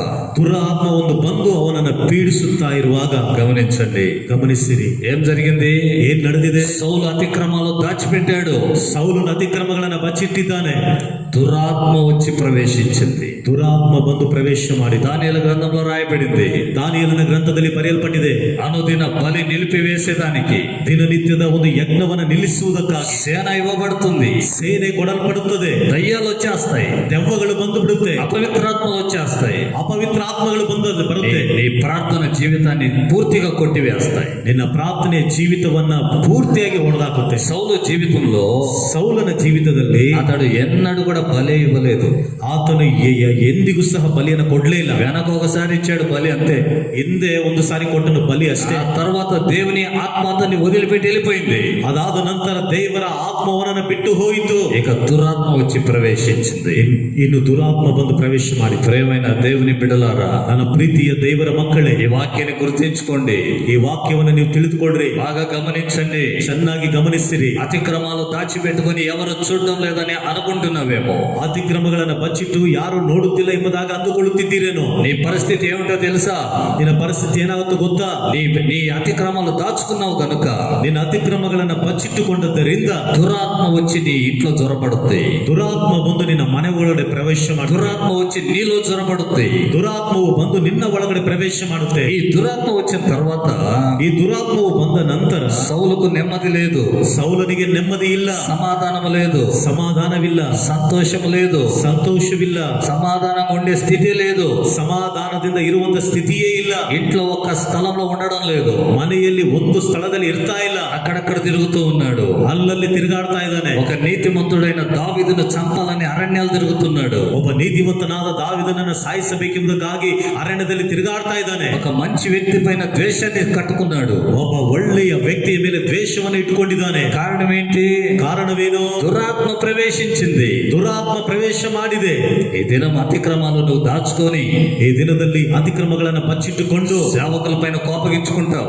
ಸೇವಕರ ಮೇಲೆ ಕೋಪಿಸಿಕೊಳ್ತಾರೆ. ఇక బుద్ధి చెప్పేవాడిని వాటిపైన కోపగించుకుంటావు. ನಿನಗೆ ಬುದ್ಧಿ ಹೇಳುವಂತವರ ಮೇಲೆ ಕೋಪಿಸಿಕೊಳ್ತಾರ. అంతెందుకు, ఒకసారి కుమారుడు బుద్ధి చెప్పాడు. ಒಂದು ಸಾರಿ ಅಷ್ಟಾಕೆ ಮಗನು ಬುದ್ಧಿ ಹೇಳಿದ. కుమారుడు బుద్ధి చెప్పాడు. ಮಗನು ಬುದ್ಧಿ ಹೇಳಿದನು. యోనాతాన్ అంటున్నాడు, ಯೋನಾತಾನನು ಹೇಳ್ತಾ ಇದ್ದಾನೆ, ఆయన ಅಪ್ಪ, దావీదు ఏం పాపం చేశాడని అతన్ని చంపాలనుకుంటున్నావు? ದಾವೀದನು ಯಾವ ಪಾಪ ಮಾಡಿದನೆಂಬುದಾಗಿ ನೀನು ಸಾಯಿಸಬೇಕಾಗಿ ಎಂಬುದಾಗಿ ಅಂದುಕೊಳ್ತಾ ಇದೀಯಾ? వెంటనే సౌలు నోట దుర్భాష వచ్చేసింది. ಕೂಡಲೇ ಸೌಲನ ಬಾಯಿಂದ ಕೆಟ್ಟ ಭಾಷೆ ಬಂತು. 20వ అధ్యాయం మొదటి సమూయేలు గ్రంథం 1ನೇ ಸಮುವೇಲನ ಗ್ರಂಥ 20ನೇ ಅಧ್ಯಾಯ 30వ వాక్యం కన్నడలో ఏం రాయబడింది? 30ನೇ ವಾಕ್ಯದಲ್ಲಿ ಕನ್ನಡದಲ್ಲಿ ಏನು ಬರೆಯಲ್ಪಟ್ಟಿದೆ?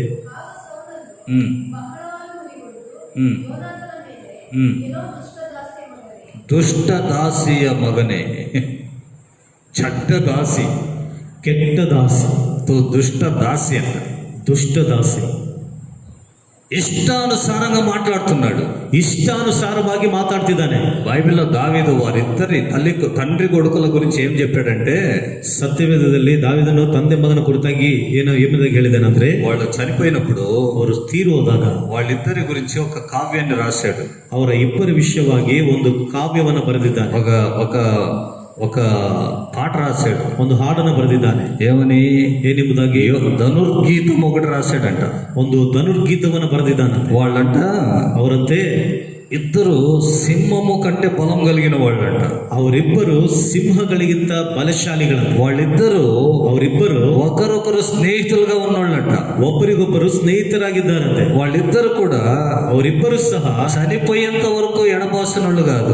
ಸಾಯುವ ತನಕ ಅವರು ಒಬ್ಬರನ್ನು ಬಿಟ್ಟವರಲ್ಲ. హల్లెలూయా, హల్లెలూయా. 2వ సమూయేలు గ్రంథం 1వ అధ్యాయంలో 2ನೇ ಸಮುವೇಲನ ಗ್ರಂಥ 1ನೇ ಅಧ್ಯಾಯದಲ್ಲಿ 23వ వచనంలో ఆ మాట రాయబడినాయి. 23ನೇ ವಚನದಲ್ಲಿ ಆ ಮಾತುಗಳು ಬರೆಯಲ್ಪಟ್ಟಿದೆ. సౌలును యోనాతానును తన బ్రతుకు నందు సరస్సులుగాను నెనరుగల వారుగాను ఉండిరి.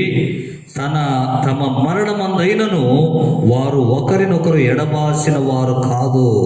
ಸೌಲ ಯೋನಾತನರು ಪ್ರಿಯರು ಮನೋಹರರು ಆಗಿದ್ದರು. ಅವರು ಜೀವಿಸುವಾಗಲೂ ಸಾಯುವಾಗಲೂ ಅಗಲಿದವರಲ್ಲ. చూడండి ఎంత ప్రేమగా ఉన్నారు. ನೋಡಿರಿ ಎಷ್ಟೊಂದು ಪ್ರೀತಿಯು. సౌలు యోనాతాను అంత ప్రేమగా, అంత ఫ్రెండ్షిప్ గా ఉన్నోళ్ళు. ಸೌಲ ಯೋನಾತಾನರು ಅವರಿಬ್ಬರು ಸಹ ಅಷ್ಟೊಂದು ಸ್ನೇಹದಿಂದಿದ್ದಾರೆ. అంతటి స్నేహంతో ఉన్న వాళ్ళే, ಅಷ್ಟೊಂದು ಸ್ನೇಹದಿಂದ ಇದ್ದಂತ ಅವರೇ, ఎప్పుడైతే దురాత్మ సౌలు వచ్చేసిందో, ಯಾವಾಗಲಾದ್ರೆ ದುರಾತ್ಮ ಸೌಲನಲ್ಲಿ ಬಂತು, దుర్భాష మాట్లాడుతూ ఉన్నాడు. ಕೆಟ್ಟ ಭಾಷೆ ಮಾತಾಡ್ತಿದ್ದ, చెడ్డ మాటలు మాట్లాడుతున్నాడు. ಕೆಟ್ಟ ಮಾತುಗಳನ್ನ ఈ దినాల విశ్వాసుల కుటుంబాలలో చెడ్డ మాటలు ఉంటున్నాయి.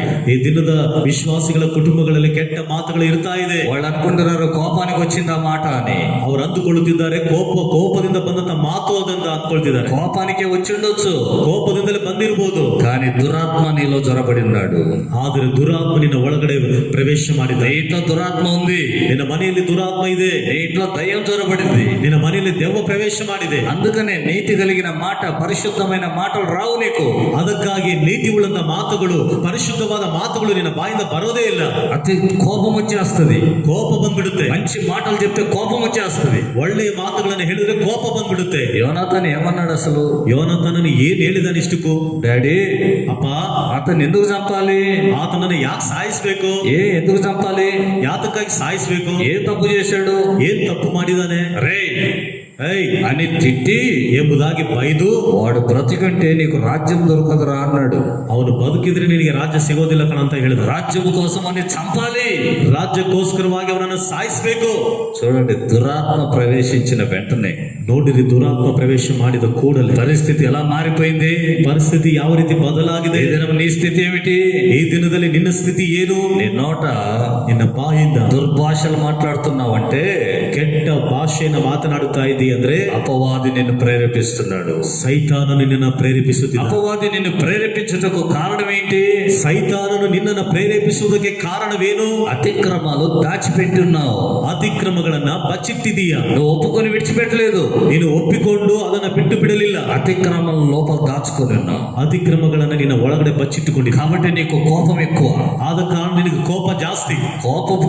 కోపపడుడి కానీ పాపం చేయకూడని అని బైబిల్ చెప్తుంది. ಕೋಪಗೊಳ್ಳಿರಿ ಆದರೆ ಪಾಪವನ್ನ ಮಾಡಬೇಡಿರಿ ಎಂದು ಸತ್ಯವೇದ ಹೇಳುತ್ತದೆ. యేసు ప్రభు కూడా కోపగించాడు, ಯೇಸು ಕ್ರಿಸ್ತನು ಕೋಪಿಸಿಕೊಂಡನು. కానీ ఈ దినాల్లో ఉన్న కోపాలు అలాంటివి కాదు. ಆದರೆ ಈ ದಿನದಲ್ಲಿರುವಂತಹ ಕೋಪಗಳು ಅಷ್ಟಲ್ಲ. మంచి చెప్తే కోపం, ಒಳ್ಳೆಯದು ಹೇಳಿದ್ರೆ ಕೋಪ. అరే ఆ మార్గానికి పోతురా తప్పు అంటే చాలా కోపం. ಅಯ್ಯ, ಆ ಮಾರ್ಗದಲ್ಲಿ ಹೋಗ್ಬೇಡ್ಕಣ ಅಂತ ಹೇಳಿದ್ರೆ ಆ ಮಾತನ್ನು ಹೇಳಿದ ಕೂಡಲೇ ಕೋಪ.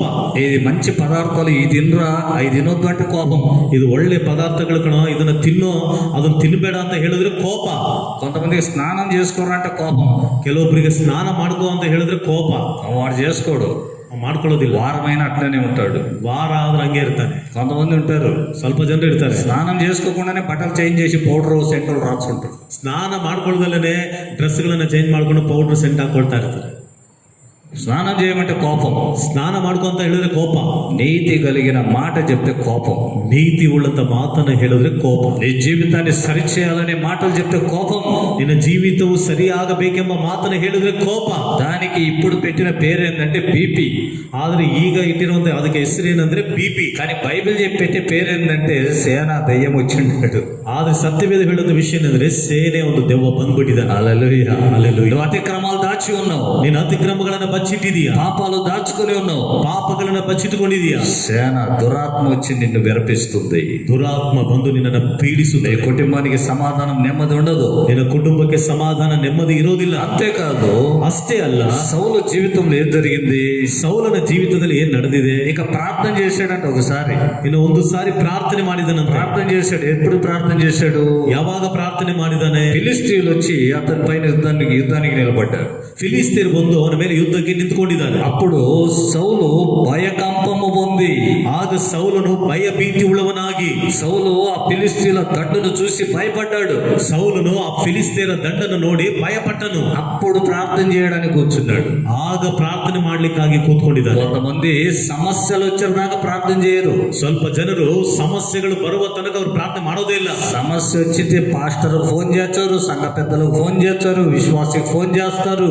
ಸಮಸ್ಯೆ ಬಂದ್ರೆ ಸೇವಕರಿಗೆ ಫೋನ್ ಮಾಡ್ತಾರೆ, ಸಭೆ ಹಿರಿಯರಿಗೆ ಫೋನ್ ಮಾಡ್ತಾರೆ, ವಿಶ್ವಾಸಿಗಳಿಗೆ ಫೋನ್ ಮಾಡ್ತಾರೆ. ఆ పాస్టర్ గారు ఫాస్టింగ్ ప్రేయర్ ఏమైనా ఉందా ఇటీవల, ఇప్పుడు రీసెంట్ గా? ಇತ್ತೀಚಿನ ದಿನಗಳಲ್ಲಿ ಏನಾದ್ರೂ ಉಪವಾಸ ಪ್ರಾರ್ಥನೆ ಏನಾದ್ರೂ ಇದೆಯಾ ಸೇವಕರೇ? ఎందుకని? ಯಾತಕ್ಕಾಗಿ? వీళ్ళకి వచ్చింది సమస్య. ఇప్పుడు ಇವರಿಗೆ ಬಂದ್ಬಿಟ್ಟಿದೆ ಈಗ ಸಮಸ್ಯೆ. అప్పుడు కూర్చుంటారు ప్రార్థన చేయాలి, ಆಗ ಕೂತ್ಕೊಳ್ತಾರೆ ಪ್ರಾರ್ಥನೆ ಮಾಡಬೇಕು. కొంతమంది ఏం చేస్తారంటే పాతిరికి చెప్తారు. ಸ್ವಲ್ಪ ಜನ ಏನ್ ಮಾಡ್ತಾರೆ ಅಂದ್ರೆ ಸೇವಕರಿಗೆ ಹೇಳ್ತಾರೆ, ఆ పాస్టర్ గారు మా ఇంట్లో ఒక 3 వారాలు అంటే రోజు కాదు, శుక్రవారము మంగళవారం డేట్లు కూడా వాళ్ళే పెట్టుకుంటారు. ಒಂದು 3 ವಾರ ಸೇವಕರಿಗೆ ಹೇಳ್ತಾರೆ ಶುಕ್ರವಾರ ಪ್ರಾರ್ಥನೆ ಇಲ್ಲ ಮಂಗಳವಾರ ಪ್ರಾರ್ಥನೆ ಇಲ್ಲ ಡೇಟ್ಗಳನ್ನ ಅವರು ಇಟ್ಕೊಳ್ತಾರೆ. ఒక 3 వారాలు వచ్చి ప్రార్థన చేస్తే ಒಂದು 3 ವಾರ ಬಂದು ಪ್ರಾರ್ಥನೆ ಮಾಡಿದ್ರೆ బాగుంటది అని ಚೆನ್ನಾಗಿರುತ್ತೆ. పాస్టర్ ఏం చేస్తాడు, ప్రార్థన అడిగిండ్రు కదా ప్రార్థన చేద్దాంలే అని ప్రార్థనకు పోతాడు పాస్టర్. ಸೇವಕರು ಏನ್ ಮಾಡ್ತಾರೆ, ಪ್ರಾರ್ಥನೆ ಕೇಳಿದಾರಲ್ಲ ಎಂಬುದಾಗಿ ಪ್ರಾರ್ಥನೆ ಮಾಡ್ಲಿಕ್ಕಾಗಿ ಸೇವಕರು ಪ್ರಾರ್ಥನೆ ಮಾಡ್ಲಿಕ್ಕಾಗಿ ಹೋಗ್ತಾರೆ. వాళ్ళు బలపడాలని, వాళ్ళు తిరిగి ఇప్పటికైనా మార్పు పొంది అభివృద్ధి పొందాలని, ಅವರು ಬಲ ಹೊಂದಬೇಕಾಗಿ ಅಥವಾ ಅವರು ಮಾರ್ಪಾಟನ್ನು ಹೊಂದಿ ಮಾನಸಾಂತರ ಹೊಂದಲಿಕ್ಕಾಗಿ, ఇప్పటికైనా వాళ్ళు అభివృద్ధిలోకి రావాలని సేవకుడు పోతాడు. ಈಗಲಾದ್ರೂ ಅವರು ಅಭಿವೃದ್ಧಿ ಒಳಗೆ ಬರಬೇಕೆಂಬುದಾಗಿ ಸೇವಕರು ಹೋಗ್ತಾರೆ. కానీ అక్కడున్న ఉద్దేశం వేరే. ಆದ್ರೆ ಅಲ್ಲಿದ್ದಂತ ಉದ್ದೇಶಗಳೇ ಬೇರೆ. ఇరుకులు చిక్కుకున్నారు, ಇಕ್ಕಟ್ಟಿನಲ್ಲಿ ಸಿಗಾಕೊಂಡಿದ್ದಾರೆ. లోపల భయం పుట్టింది, ಒಳಗಡೆ ಭಯ ಹುಟ್ಟಿದೆ, సమస్య ఎదురైపోయింది, ಸಮಸ್ಯೆ ಎದುರಾಗ್ಬಿಟ್ಟಿದೆ. సమస్య తొలగేంత వరకే వీళ్ళకు పాస్టర్ కావాలి, ప్రార్థన కావాలి. ಸಮಸ್ಯೆ ಹೋಗುವಷ್ಟು ತನಕ ಮಾತ್ರವೇ ಇವರಿಗೆ ಪಾಸ್ಟರ್ ಬೇಕು, ಪ್ರಾರ್ಥನೆ ಬೇಕು, అంతే ಅಷ್ಟೇ. ఒకవేళ వాళ్ళ సమస్య పోలేదా, ಒಂದು ವೇಳೆ ಅವರಿಗೆ ಆ ಸಮಸ್ಯೆ ಹೋಗ್ಲಿಲ್ವಾ, పాస్టర్ పైన నిందలేస్తారు, ಸೇವಕರ ಮೇಲೆ ನಿಂದೆ ಹಾಕ್ತಾರೆ. ఏం పాతిరోలే ఆయన 3 వారాలు ప్రార్థన చేసిండు, ఏం బాగాలేదు మాకు. ಏನು ಸೇವಕರು ಬಿಡಪ್ಪ, ಇವು 3 ವಾರ ಬಂದು ಪ್ರಾರ್ಥನೆ ಮಾಡ್ರು ನಮ್ಗೆ ಏನು ಚೆನ್ನಾಗಾಗ್ಲಿಲ್ಲ. నీ పాపాన్ని విడిచిపెట్టు, ನಿನ್ನ ಪಾಪವನ್ನು ಬಿಟ್ಟು ಬಿಡೋದಿಲ್ಲ, నీ అతిక్రమాలను ఒప్పుకో, ನಿನ್ನ ಅತಿಕ್ರಮಗಳನ್ನು ಒಪ್ಪಿಕೊಳ್ಳೋದಿಲ್ಲ. సేవకుని పైన నిందలు మోపుతారు, ಸೇವಕರ ಮೇಲೆ ನಿಂದೆಗಳನ್ನು ಹೊರಿಸ್ತಾರೆ. ఇక్కడ చదివితే ಇಲ್ಲಿ ಓದಿದರೆ 28వ అధ్యాయంలో 28ನೇ ಅಧ್ಯಾಯದಲ್ಲಿ ಸೌಲು ఫిలిస్తీన్లు చూసి భయపడి ಫಿಲಿಸ್ತೀನನ್ನು ನೋಡಿ ಭಯಪಟ್ಟು ప్రార్థన చేశాడట. ಪ್ರಾರ್ಥನೆ ಮಾಡಿದನಂತೆ. యెహోవా యొక్క విచారణ చేయగా, ಯೆಹೋವನ ಬಳಿಯಲ್ಲಿ ವಿಚಾರಣೆ ಮಾಡಿದಾಗ దేవుడు మాట్లాడలేదు, ದೇವರು ಮಾತನಾಡಲಿಲ್ಲ. సామెతల గ్రంథం 1వ అధ్యాయంలో రాయబడింది, ಜ್ಞಾನೋಕ್ತಿಗಳಲ್ಲಿ 1ನೇ ಅಧ್ಯಾಯದಲ್ಲಿ ಬರೆಯಲ್ಪಟ್ಟಿದೆ, నేను పిలిచినప్పుడు మీరు ఎవడు పలకలేదు, ನಾನು ಕರೆದಾಗ ನೀವು ಯಾರು ಸಹ ನೀವು ಮಾತಾಡಲಿಲ್ಲ. మీ ఆపత్తు కాలములో మీకు ఆపత్తు సంభవించిన, ನಿಮಗೆ ಆಪತ್ತು ಸಂಭವಿಸುವ మీరు మొరపెట్టినప్పుడు, ನೀವು ಮೊರೆ ಇಟ್ಟಾಗ నేను కూడా ఆలకించను, ನಾನು ಸಹ ಕೇಳೋದಿಲ್ಲ. సౌలు జీవితంలో అదే జరిగింది. ಸೌಲನ ಜೀವಿತದಲ್ಲಿ ಅದೇ ನಡೆದಿದೆ. పాపాలు ఒప్పుకోమంటే ఒప్పుకోలే, ಪಾಪಗಳನ್ನು ಎಂಬುದಾಗಿ ಹೇಳಿದ್ರೆ ಒಪ್ಪಿಕೊಳ್ಳಲಿಲ್ಲ, మారు మనసు పొందలే, ಮಾನಸಾಂತರ ಹೊಂದಲಿಲ್ಲ. ప్రార్థన చేస్తున్నాడు, భయం వచ్చేసింది, ప్రార్థన చేస్తున్నాడు, ಭಯ ಬಂದ್ಬಿಟ್ಟಿದೆ, ಪ್ರಾರ್ಥನೆ ಮಾಡ್ತಾ ಇದ್ದಾನೆ. కానీ ಆದ್ರೆ దేవుని యొద్ద ఏ ఉత్తరము రాలేదు, ದೇವರ ಬಳಿಯಿಂದ ಯಾವ ಉತ್ತರವೂ ಬರಲಿಲ್ಲ. ఉత్తరం రాకపోయేసరికి ಉತ್ತರ ಬರದೇ ಇದ್ದ ಕಾರಣ ನೋಡಿ అతడు అన్న మాట ఏంటంటే, ಅವರು ಹೇಳಿದ ಮಾತನ್ನ ನೋಡಿದ್ರೆ 7వ వచనం, 7ನೇ ವಚನ, అప్పుడు సౌలు, ಆಗ ಸೌಲನು, నా కొరకు మీరు కర్ణ పిచాచము గల ఒక స్త్రీని కనుగొనుడి, ನನಗೋಸ್ಕರವಾಗಿ ಕಣಿ ಹೇಳುವವರನ್ನ ನೀವು ವಿಚಾರಿಸಿರಿ.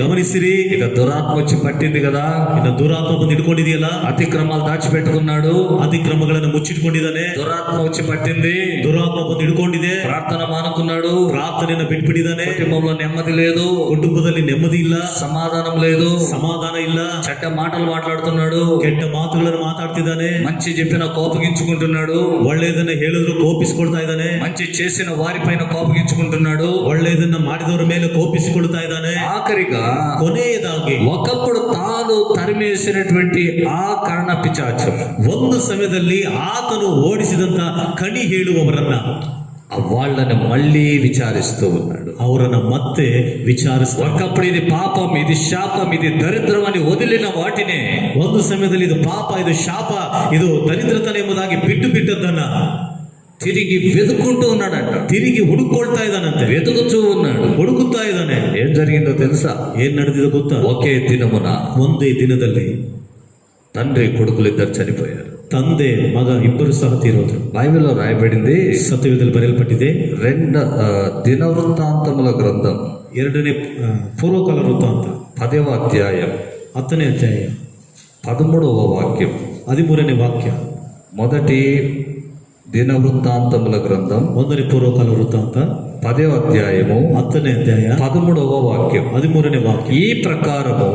ఈ ప్రకార ಯೆಹೋವಾ ఆజ్ఞ గైకొనక, ಯೆಹೋವನ ಆಜ್ಞೆಯನ್ನ ಅನುಸರಿಸದೆ, ఆయన దృష్టి ఎదుట ద్రోహము చేసినందుకును, ಆತನ ದೃಷ್ಟಿಯ ಮುಂದೆ ದ್ರೋಹ ಮಾಡಿದ್ದರಿಂದಲೂ, రెండవది ಎರಡನೇದು యెహోవా యొక్క విచారణ చేయక, ಯೆಹೋವನ ಸನ್ನಿಧಿಯಲ್ಲಿ ವಿಚಾರಣೆ ಮಾಡದೆ, కర్ణ పిచాచి యొక్క విచారణ చేసిన దానిని విచారణ చేయు దానిని వెదికినందుకును ಕಣಿ ಹೇಳುವವರನ್ನ ಅವನು ವಿಚಾರಣೆ ಮಾಡಿದ ಕಾರಣದಿಂದ సౌలు హతమాయను. ಸೌಲನು ಮರಣವಾದನು. సౌల్ చాప్టర్ ఇక్కడికి క్లోజ్ అయిపోయింది. ಸೌಲನ ಒಂದು ಜೀವಿತ ಚರಿತ್ರೆಯಲ್ಲಿ ಮುಕ್ತಾಯವಾಯಿತು. అభిషేకించబడిన సౌలు, ಅಭಿಷೇಕಿಸಲ್ಪಟ್ಟಂತ ಸೌಲು, రాజుగా అభిషేకించబడిన సౌలు ಅರಸನಾಗಿ ಅಭಿಷೇಕಿಸಲ್ಪಟ್ಟಂತ ಸೌಲನು చంపబడ్డాడు. ఎలా చంపబడ్డాడు?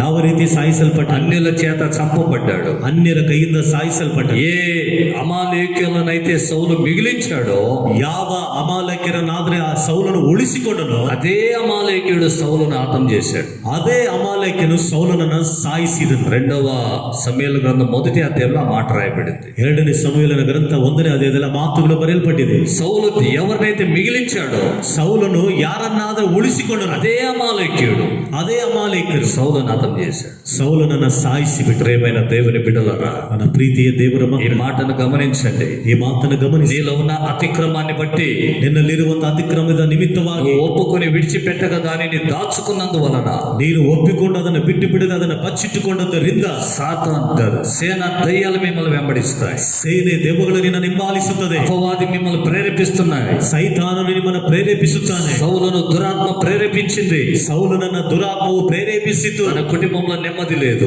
ಅವನ ಕುಟುಂಬದಲ್ಲಿ ನೆಮ್ಮದಿ ಇಲ್ಲ, కుటుంబంలో సమాధానం లేదు, ಕುಟುಂಬದಲ್ಲಿ ಸಮಾಧಾನವಿಲ್ಲ, ప్రార్థన జీవితం లేదు, ಪ್ರಾರ್ಥನೆಯ ಜೀವಿತವಿಲ್ಲ. ఉదయం సాయంత్రం ప్రార్థన మానుకున్నావు, ಬೆಳಗ್ಗೆ ಸಂಜೆ ಪ್ರಾರ್ಥನೆಯನ್ನ ಬಿಟ್ಟು ಬಿಟ್ಟಿದೀಯಾ, పరిశుద్ధంగా జీవించడం మానుకున్నావు, ಪರಿಶುದ್ಧವಾಗಿ ಜೀವಿಸುವುದನ್ನು ಬಿಟ್ಟು ಬಿಟ್ಟಿದೀಯಾ. సమాధులలో చచ్చిన శవాల మధ్య సేన దయ్యం పట్టిన వాడు తిరిగినట్లుగా, ಆ ಸಮಾಧಿಗಳ ಮಧ್ಯದಲ್ಲಿ, ಆ ಸತ್ತಂತ ಶವಗಳ ಮಧ್ಯದಲ್ಲಿ ಸೇನೆ ದೆವ್ವವನ್ನು ಹಿಡಿದಂತ ವ್ಯಕ್ತಿ ತಿರುಗಾಡಿದ ಹಾಗೆ సమాధుల మధ్య తిరుగుతూ ఉన్నావు. ಸಮಾಧಿಗಳ ಮಧ್ಯದಲ್ಲಿ ತಿರುಗಾಡುತ್ತಿದ್ದಾನೆ. పాపం విషయమై, అపరాధం విషయమై చచ్చిన వారి మధ్యలో తిరుగుతున్నావు. ಪಾಪದ ವಿಷಯದಲ್ಲಿ, ಶಾಪ ದ್ರೋಹದ ವಿಷಯದಲ್ಲಿ ಸತ್ತವರ ಮಧ್ಯದಲ್ಲಿ ತಿರುಗಾಡ್ತಾ ಇದ್ದಾರೆ. వారి మధ్యలో తిరుగుతున్నావు. ಅವರ ಮಧ್ಯದಲ್ಲಿ ತಿರುಗಾಡ್ತಿದ್ದಾರೆ. ఆఖరిగా ఏమైపోతున్నావు? ಕೊನೆಯದಾಗಿ ಏನಾಗಿ ಹೋಗ್ತಿದೀಯ? ఆపత్తు వచ్చినప్పుడు, ಆಪತ್ತು ಬಂದ, సమస్యలు వచ్చినప్పుడు, ಸಮಸ್ಯೆಗಳು ಬಂದ, నీ ప్రార్థనకు జవాబు దొరకక, ನಿನ್ನ ಪ್ರಾರ್ಥನೆಗೆ ಉತ್ತರ ಸಿಗದೆ దేవునికి దూరంగా వెళ్ళిపోయి, ದೇವರಿಗೆ ದೂರವಾಗಿ ಹೋಗಿ, దేవునికి అసహ్యమైన కార్యములు చేసి, ದೇವರಿಗೆ ಅಸಹ್ಯವಾದ ಕಾರ್ಯಗಳನ್ನ ಮಾಡಿ, మాట మంత్రములను వెంటాడి, ಮಾಟ ಮಂತ್ರಗಳನ್ನ ಹಿಂಬಾಲಿಸಿ నాశనానికి గురైపోతున్నావు. ನಾಶನಕ್ಕೆ ಗುರಿಯಾಗುತ್ತಾ ಇದೆಯಾ? ఎప్పటికైనా దేవుని వైపు తిరుగు. ಈಗಲಾದರೂ ದೇವರ ಕಡೆಗೆ ತಿರುಗಿಕೋ. అతిక్రమాలు నిన్ను ఎక్కడికి తీసుకుని వెళ్తున్నాయో చూడు. ಅತಿಕ್ರಮಗಳು ನಿನ್ನನ್ನ ಎಲ್ಲಿಗೆ ಕರ್ಕೊಂಡು ಹೋಗುತ್ತಾ ಇದೆಯೋ ನೋಡು. ఆఖరికి ఏమొచ్చింది? ಕೊನೆಯದಾಗಿ ಏನು ಬಂತು? పరిశుద్ధమైన స్థలములో, ಪರಿಶುದ್ಧವಾದ ಸ್ಥಳದಲ್ಲಿ అపవిత్రమైన కర్ణపిశాచి వచ్చి నిలబడింది. ಅಪವಿತ್ರವಾದ ಕರ್ಣ ಪಿಶಾಚಿ ಬಂತು. దానియేలు గ్రంథం 8:13 రాయబడింది.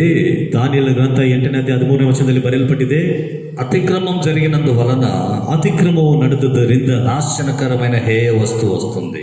ನಾಶನಕರವಾದಂತ ಅಸಹ್ಯ ವಸ್ತು ಬರುತ್ತೆ. మార్కు సువార్తలో యేసు ప్రభు కూడా అన్నారు ఆ మాట. ಮಾರ್ಕನ ಸುವಾರ್ತೆಯಲ್ಲಿ ಯೇಸು ಕ್ರಿಸ್ತನು ಸಹ ಮಾತನ್ನು ಹೇಳಿದ್ದಾರೆ. నాశనకరమైంది పరిశుద్ధ స్థలములో, అంటే నిలవరాని స్థలములో నిలబడుతుందని చెప్పాడు. ನಾಶನಕರವಾದಂತ ಅಸಹ್ಯವಾದ ವಸ್ತುವು ನಿಲ್ಲಬಾರದಂತ ಸ್ಥಳದಲ್ಲಿ ನಿಲ್ಲುತ್ತದೆ. అక్కడ నిలబడకూడదు, అది ಅಲ್ಲಿ ನಿಂತ್ಕೊಳ್ಬಾರದು. అది పరిశుద్ధమైన స్థలం, ಅದು ಪರಿಶುದ್ಧವಾದ ಸ್ಥಳ.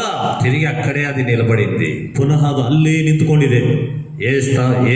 ఏ రాజ్యము నుండి కర్ణపిశాచిని వెళ్ళగొట్టారో, ಯಾವ ರಾಜ್ಯದಿಂದ ಆ ಕಣಿ ಹೇಳುವವರನ್ನ ಓಡಿಸಿಬಿಟ್ರು, అదే రాజ్యానికి పిలిపించుకున్నాడు సౌలు.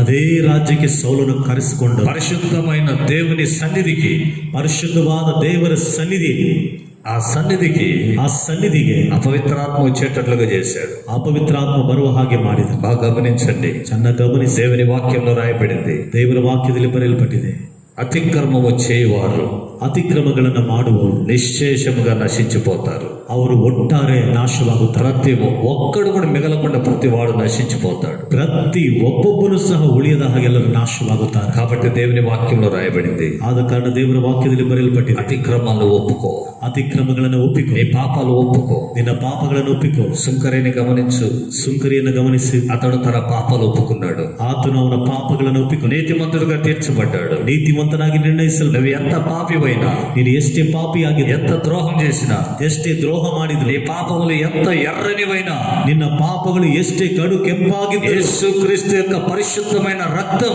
ಯೇಸು ಕ್ರಿಸ್ತನ ಪರಿಶುದ್ಧವಾದ ರಕ್ತವು నీ పాపాలన్నిటినీ కడిగి ನಿನ್ನ ಪಾಪಗಳೆಲ್ಲವನ್ನ ತೊಳೆದು నిన్ను తెల్లగా చేసేస్తుంది, ನಿನಗೆ ಬಿಳುಪಾಗಿ ಮಾಡುತ್ತೆ, నిన్ను పవిత్రంగా చేస్తుంది. ನಿನ್ನನ್ನು ಪರಿಶುದ್ಧವಾಗಿ ಮಾಡುತ್ತದೆ. కాబట్టి ಆದ್ದರಿಂದ ఈ మాటలు వింటున్న నీవు ಈ ಮಾತುಗಳನ್ನು ಕೇಳುತ್ತಿರುವ నీలో ఉన్న అతిక్రమాలు ఒప్పుకో, ನಿನ್ನಲ್ಲಿರುವಂತಹ ಅತಿಕ್ರಮಗಳನ್ನು ಒಪ್ಪಿಕೋ. నీకోసమై, ನಿನಗೋಸ್ಕರವಾಗಿ, నీ అతిక్రమాల కోసమై ನಿನ್ನ ಅತಿಕ್ರಮಗಳಿಗೋಸ್ಕರವಾಗಿ యేసు క్రీస్తు శ్రమ పొందాడు, ಯೇಸು ಕ್ರಿಸ್ತನು ಶ್ರಮೆ ಪಟ್ಟನು, ఆయన దెబ్బలు తిన్నాడు, ಆತನು ಹೊಡೆತಗಳನ್ನು ఆయన ತಿಂದನು, చనిపోయాడు, ಆತನು ಸತ್ತು ಹೋದನು, పాతి పెట్టబడి తిరిగి లేచాడు. ಓಡಲ್ಪಟ್ಟು ಆತನು ತಿರುಗಿ ಎದ್ದನು మన అతిక్రమాల కోసమే. ನಮ್ಮ ಅತಿಕ್ರಮಗೋಸ್ಕರ. యెషయా గ్రంథం 53వ అధ్యాయంలో రాయబడింది, ಯೆಶಾಯನ ಗ್ರಂಥ 53ನೇ ಅಧ್ಯಾಯದಲ್ಲಿ ಬರೆಯಲ್ಪಟ್ಟಿದೆ, మన అతిక్రమములను బట్టి ఆయన నలుగగొట్టబడెను. ನಮ್ಮ ಅತಿಕ್ರಮಗಳ ದೆಸೆಯಿಂದ ಆತನು ಜಜ್ಜಲ್ಪಟ್ಟನು.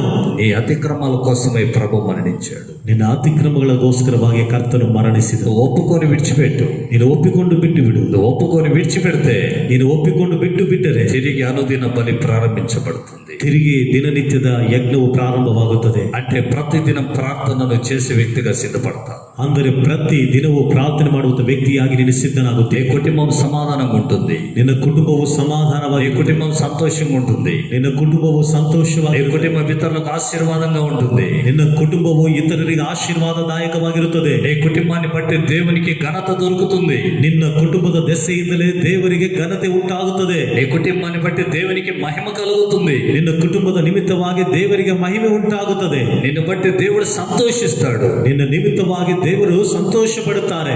ఆయన నీ ప్రతి అవసరాలు తీరుస్తాడు. ಆತನು ನಿನ್ನ ಪ್ರತಿಯೊಂದು ಅವಶ್ಯಕತೆಗಳನ್ನು ತೀರಿಸುತ್ತಾನೆ. సామెతల గ్రంథంలో రాయబడింది, ಜ್ಞಾನೋಕ್ತಿಯಲ್ಲಿ ಬರೆಯಲ್ಪಟ್ಟಿದೆ, అతిక్రమములను ఒప్పుకుంటే వర్ధిల్లుతాడంట. ಅತಿಕ್ರಮಗಳನ್ನು ಒಪ್ಪಿಕೊಂಡರೆ ಅಭಿವೃದ್ಧಿಯಾಗುತ್ತಾನೆ. హల్లెలూయా. ಹಲ್ಲೆಲೂಯಾ. దాచిపెట్టుకుంటే వర్ధిల్లవు, ಅದನ್ನ ಬಚ್ಚಿಟ್ಟುಕೊಂಡ್ರೆ ನೀವು ಅಭಿವೃದ್ಧಿ ಆಗೋದಿಲ್ಲ. ఒప్పుకొని విడిచిపెట్టు. ಒಪ್ಪಿಕೊಂಡು ಬಿಟ್ಟು ಬಿಡು. ప్రభువు నిన్ను అన్ని విధాలుగా డెవలప్ చేస్తాడు. ಕರ್ತನು ನಿನ್ನನ್ನ ಎಲ್ಲಾ ವಿಷಯದಲ್ಲಿ ಅಭಿವೃದ್ಧಿ ಮಾಡುತ್ತಾನೆ. అన్ని విషయాలలో నిన్ను అభివృద్ధిలోకి తీసుకొస్తాడు. ಎಲ್ಲಾ ವಿಷಯಗಳಲ್ಲಿ ನಿನ್ನನ್ನು ಅಭಿವೃದ್ಧಿಗೆ నీ ತರುತ್ತಾನೆ. ప్రతి అవసరాలు తీరుస్తాడు, ನಿನ್ನ ಪ್ರತಿಯೊಂದು ಅವಶ್ಯಕತೆ, ప్రతి అక్కర్లు తీరుస్తాడు. ಪ್ರತಿಯೊಂದು ಅಗತ್ಯತೆಗಳನ್ನು ನೀಗಿಸುತ್ತಾನೆ. తన అరచేతిలో నిన్ను నీ కుటుంబాన్ని పెట్టుకొని ಆತನ ಅಂಗೈಯಲ್ಲಿ ನಿನ್ನನ್ನ ನಿನ್ನ ಕುಟುಂಬವನ್ನು ಇಟ್ಟುಕೊಂಡು అపవాది కండ్లకు మరుగు చేసి, ಸೈತಾನನ ಕಟ್ಟುಗಳನ್ನ ಅದನ್ನ ಮುರಿದಾಕಿ, అపవాది కండ్లకు నిన్ను మరుగు చేసి ಸೈತಾನನ ಕಣ್ಣಿಗೆ ನಿನ್ನನ್ನ ಮರೆ ಮಾಡಿ క్షేమాభివృద్ధిని నీకు కలిగిస్తాడు. ಕ್ಷೇಮಾವೃದ್ಧಿಯನ್ನು ನಿನಗೆ ಉಂಟು ಮಾಡುತ್ತಾನೆ. ఒప్పుకుంటున్నావా నీ అతిక్రమాన్ని? ಒಪ್ಪಿಕೊಳ್ಳುತ್ತಾ ಇದ್ದೇನೆ ನಿನ್ನ ಅತಿಕ್ರಮಗಳನ್ನ. ఒప్పుకోకుంటే నువ్వు నాశనం చేయబడతావు. ಒಪ್ಪಿಕೊಳ್ಳದೆ ಹೋದರೆ ನೀನು ನಾಶನಕ್ಕೆ ಗುರಿಯಾಗುತ್ತೆ. ఒప్పుకుంటే దేవునిలో నువ్వు అభివృద్ధి పొందుతావు. ಒಪ್ಪಿಕೊಂಡರೆ ನೀನು ದೇವರ ವಿಷಯದಲ್ಲಿ ಅಭಿವೃದ್ಧಿ ಆಗುತ್ತೆ. అలాగన ప్రభు మనందరినీ అభివృద్ధి పరచును గాక. ಆ ರೀತಿಯಾಗಿ ಕರ್ತನು ನಮ್ಮೆಲ್ಲರನ್ನು ಅಭಿವೃದ್ಧಿ ಪಡಿಸಲಿ. ఆమేన్. ಆಮೆನ್. హల్లెలూయా. హల్లెలూయా. తలలోచండి ప్రార్థన చేసుకుందాం. ತಲೆಗಳನ್ನು ಬಾಗಿಸಿರಿ, ಪ್ರಾರ್ಥನೆ ఈ ಮಾಡಿಕೊಳ್ಳಿ. మాటలు వింటున్న ప్రియమైన సహోదరి సహోదరుడా, ಈ ಮಾತುಗಳನ್ನು ಕೇಳುತ್ತಿರುವಂತ ನನ್ನ ಪ್ರೀತಿಯ ಸಹೋದರ ಸಹೋದರಿಯೇ, నీ అతిక్రమాలు, ನಿನ್ನ ಅತಿಕ್ರಮಗಳು, నీ పాపములు ನಿನ್ನ ಪಾಪಗಳು నీవే నీ అంతరంగంలో దాచుకుంటే, ನೀನೇ ನಿನ್ನ ಹೃದಯದಲ್ಲಿ ಬಚ್ಚಿಟ್ಟುಕೊಂಡರೆ, వాటిని విడిచిపెట్టకుంటే, ಅವುಗಳನ್ನು ಬಿಟ್ಟು ಬಿಡದೆ ಹೋದರೆ, రాజైన సౌలు, ಅರಸನಾದ ಸೌಲನು, అభిషేకించబడిన సౌలు, ಅಭಿಷೇಕಿಸಲ್ಪಟ್ಟ ಸೌಲನು చివరికి ఏ గతి అతనికి వచ్చిందో, ಕೊನೆಯದಾಗಿ ಅವನಿಗೆ ಯಾವ ಗತಿ ಬಂದು ಬಿಡ್ತೋ అదే గతి నీకు వస్తుంది. ಅದೇ ಗತಿ ನಿನಗೆ ಬಂದು ಬಿಡು. ఈ మాటలన్నీ మనకు దృష్టాంతంగా రాయబడి ఉన్నాయి. ಈ ಮಾತುಗಳೆಲ್ಲವೂ ಸಹ ನಮಗೆ ದೃಷ್ಟಾಂತವಾಗಿ ಬರೆಯಲ್ಪಟ್ಟಿದೆ. అలా మనం చేయకూడదనే దేవుని వాక్యం మనకు సెలవిస్తుంది. ಆ ರೀತಿಯಾಗಿ ನಾವು ಮಾಡಬಾರದು ಎಂಬುದಾಗಿ ದೇವರ ವಾಕ್ಯವು ಹೇಳುತ್ತಾ ಇದೆ. వాళ్ళు ఏమి చేసి నశించిపోయారు, ಅವರು ಯಾವುದನ್ನ ಮಾಡಿ ನಾಶವಾಗಿದ್ದಾರೆ, వాటిని మనం చేయకూడదనే ప్రభు మనతో మాట్లాడుతున్నాడు. ಅವುಗಳನ್ನು ನಾವು ಮಾಡಬಾರದು ಎಂಬುದಾಗಿ ಕರ್ತನು ನಮ್ಮೊಂದಿಗೆ ಮಾತನಾಡುತ್ತಿದ್ದಾನೆ. అతిక్రమాలు నీ లోపల దాచుకున్నందువలన, ಅತಿಕ್ರಮಗಳು ನಿನ್ನ ಒಳಗಡೆ ಅದನ್ನು ಬಚ್ಚಿಟ್ಟುಕೊಂಡದ್ದರಿಂದ నీ కుటుంబంలో ప్రార్థనే ఉండదు, ನಿನ್ನ ಕುಟುಂಬದಲ್ಲಿ ಪ್ರಾರ್ಥನೆಯೇ ಇರೋದಿಲ್ಲ, నీ జీవితంలో ప్రార్థన ఉండదు, ನಿನ್ನ ಜೀವಿತದಲ್ಲಿ ಪ್ರಾರ್ಥನೆ ಇರೋದಿಲ್ಲ. అనుదినపు బలి నిలిపివేయబడుతుంది, ದಿನನಿತ್ಯದ ಬಲಿ ನಿಲ್ಲಿಸಲ್ಪಡುತ್ತದೆ. నీ పాపాలు క్షమించబడవు, ನಿನ್ನ ಪಾಪಗಳು ಕ್ಷಮಿಸಲ್ಪಡೋದಿಲ್ಲ, దేవునికి నీవు అంగీకారంగా ఉండవు, ದೇವರಿಗೆ ನೀನು ಅಂಗೀಕಾರವಾಗಿರೋದಿಲ್ಲ, దేవునికి నువ్వు ఆరాధన చేయలేవు. ದೇವರಿಗೆ ನೀನು ಆರಾಧನೆ ಮಾಡ್ಲಿಕ್ಕೆ ಆಗೋದಿಲ್ಲ. కాబట్టి ఈ దినమే ಆದ್ದರಿಂದ ಈ ఈ దినవే, ఈ సమయంలోనే ఈ సమಯದಲ್ಲಿ రోమా పత్రికలో చెప్పినట్లుగా ರೋಮ ಪತ್ರಿಕೆಯಲ್ಲಿ ಹೇಳಿದ ಹಾಗೆ నీ దేహమును దేవునికి సజీవ యాగంగా సమర్పించు. ನಿಮ್ಮ ದೇಹಗಳನ್ನು ದೇವರಿಗೆ ಸಜೀವ ಯಜ್ಞವಾಗಿ ಸಮರ್ಪಿಸು. ఒక తీర్మానం చేసుకో. ಒಂದು ತೀರ್ಮಾನ ಮಾಡಿಕೊ. యేసుక్రీస్తు నిన్ను విమోచించుటకై ప్రాణం పెట్టాడు. ಯೇಸು ಕ್ರಿಸ್ತನು ನಿನ್ನನ್ನು ವಿಮೋಚನೆ ಮಾಡಲಿಕ್ಕಾಗಿ ತನ್ನ ಪ್ರಾಣವನ್ನು ಕೊಟ್ಟನು. నీ పాపాలు కడిగి వేయుటకై సిలువలో రక్తాన్ని చిందించాడు. ನಿನ್ನ ಪಾಪಗಳನ್ನು ತೊಳೆಯುವುದಕ್ಕಾಗಿ ಶಿಲುಬೆಯಲ್ಲಿ ರಕ್ತವನ್ನು ಸುರಿಸಿದನು. నిన్ను పరలోకంలో నిత్యత్వంలో చేర్చడానికి ఆయన పునరుత్థానుడై లేచాడు. ನಿನ್ನನ್ನು ಪರಲೋಕದಲ್ಲಿ ನಿತ್ಯತ್ವದಲ್ಲಿ ಸೇರಿಸಲಿಕ್ಕಾಗಿ ಆತನು ಪುನರುತ್ಥಾನನಾಗಿ ಎದ್ದನು. నీ అతిక్రమాలు, ನಿನ್ನ ಅತಿಕ್ರಮಗಳು ఇప్పుడు అడ్డం వస్తూ ఉన్నాయి. ಈಗ ಅಡ್ಡಿಯಾಗಿ ಬರುತ್ತಾ ಇದೆ. ఒప్పుకుంటున్నావా? ಒಪ್ಪಿಕೊಳ್ಳುತ್ತಾ ಇದೆಯಾ? అవి ఏవైనాను సరే ಅವುಗಳು ಯಾವುದೇ ಆಗಿದ್ರು ಸರಿ, ఒప్పుకొని విడిచిపెట్టు. ಒಪ್ಪಿಕೊಂಡು ಬಿಟ್ಟು ಬಿಡು. దేవుని కనికరాన్ని పొందుకుంటావు. ದೇವರ ಕರುಣೆಯನ್ನು ಹೊಂದಿಕೊಳ್ಳುತ್ತೀಯ. ప్రభువా, ಕರ್ತನೆ, నా అతిక్రమాలు క్షమించు, ನನ್ನ ಅತಿಕ್ರಮಗಳನ್ನು నా ಕ್ಷಮಿಸು, పాపములను క్షమించు. ನನ್ನ ಪಾಪಗಳನ್ನು ಕ್ಷಮಿಸು. సుంకరి అంటున్నాడు, ಸುಂಕರಿ ಹೇಳ್ತಾನೆ, పాపినైనా నన్ను కరుణించుము అని. ಪಾಪಿಯಾದ ನನ್ನನ್ನು ಕರುಣಿಸು ಎಂಬುದಾಗಿ ఒప్పుకున్నాడు, ಒಪ್ಪಿಕೊಂಡನು, విడిచిపెట్టాడు.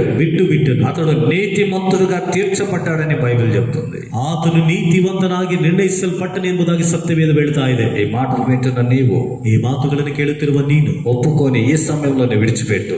ಒಪ್ಪಿಕೊಂಡು ಈ ಸಮಯದಲ್ಲಿ ಬಿಟ್ಟು ಬಿಡು. దేవుడు నిన్ను అభివృద్ధిలోకి నడిపిస్తాడు. ದೇವರು ನಿನ್ನನ್ನು ಅಭಿವೃದ್ಧಿಯೊಳಗೆ ನಡೆಸುತ್ತಾನೆ. నీ పరిస్థితిని మార్చివేస్తాడు. ನಿನ್ನ ಪರಿಸ್ಥಿತಿಯನ್ನು ಮಾರ್ಪಡಿಸುತ್ತಾನೆ. నిన్ను అనేకులకు ఆశీర్వాదకరంగా నిలబెడతాడు. ನಿನ್ನನ್ನು ಅನೇಕರಿಗೆ ಆಶೀರ್ವಾದದಾಯಕವಾಗಿಡುತ್ತಾನೆ. ఆఖరిగా ఆయన రాజ్యంలో నిన్ను చేర్చుకుంటాడు. ಕಡೆಯದಾಗಿ ಆತನ ರಾಜ್ಯದಲ್ಲಿ ನಿನ್ನನ್ನು ಸೇರಿಸಿಕೊಳ್ತಾನೆ. దేవుడు అలాగున మనందరినీ సిద్ధపరచున్నట్లుగా ದೇವರು ಆ ರೀತಿಯಾಗಿ ನಮ್ಮೆಲ್ಲರನ್ನು ಸಿದ್ಧಪಡಿಸುವ ಹಾಗೆ ప్రార్థన చేసుకుందాం. ಪ್ರಾರ್ಥನೆ ಮಾಡಿಕೊಳ್ಳೋಣ. పరిశుద్ధుడు అయిన ప్రేమ కలిగిన తండ్రి, ಪರಿಶುದ್ಧನಾದ ಪ್ರೀತಿಯುಳ್ಳ ತಂದೆಯೇ, మీ పరిశుద్ధమైన నామాన్ని బట్టి స్తోత్రం. ನಿಮ್ಮ ಪರಿಶುದ್ಧವಾದ ನಾಮಕ್ಕಾಗಿ ಸ್ತೋತ್ರ. ఇంతవరకు మీ సన్నిధి మాతో ఉంచి ಇಷ್ಟರ ತನಕ ನಿಮ್ಮ ಸನ್ನಿಧಾನವನ್ನು ನಮ್ಮ ಜೊತೆ ಇಟ್ಟು మాతో మాట్లాడిన మాటలన్నిటికై స్తోత్రం. ನಮ್ಮೊಂದಿಗೆ ನೀವು ಮಾತನಾಡಿದ ಮಾತುಗಳಿಗಾಗಿ ಸ್ತೋತ್ರ. అతిక్రమాలు చేసిన వాడు ಅತಿಕ್ರಮಗಳನ್ನು ಮಾಡಿದವನು వర్ధిల్లడని, ಅಭಿವೃದ್ಧಿ ಆಗುವುದಿಲ್ಲ. ఒప్పుకొని విడిచిపెడితే కనికరాన్ని పొందుతాడని చెప్పారు. ಒಪ್ಪಿಕೊಂಡು ಬಿಟ್ಟು ಬಿಡುವನಿಗೆ ಕರುಣೆ ದೊರೆಯುತ್ತದೆ ಎಂಬುದಾಗಿ ಹೇಳಿದ್ದೀರಿ. అతిక్రమం జరిగినందువలన ಅತಿಕ್ರಮವು ನಡೆದದ್ದರಿಂದ అనుదిన బలి నిలిపివేయబడుతుంది. ದಿನನಿತ್ಯದ ಬಲಿ ನಿಲ್ಲಿಸಲ್ಪಡುತ್ತದೆ. నాశనకరమైన హేయ వస్తువు ನಾಶನಕರವಾದ ಅಸಹ್ಯ ವಸ್ತು పరిశుద్ధ స్థలంలో నిలబడుతుందని చెప్పారు. ಪರಿಶುದ್ಧವಾದ ಸ್ಥಳದಲ್ಲಿ ನಿಲ್ಲುತ್ತದೆ ಎಂಬುದಾಗಿ ಹೇಳಿದ್ದೀರಿ. ఉదాహరణకు సౌలు గురించి మేము ధ్యానించుకున్నాం.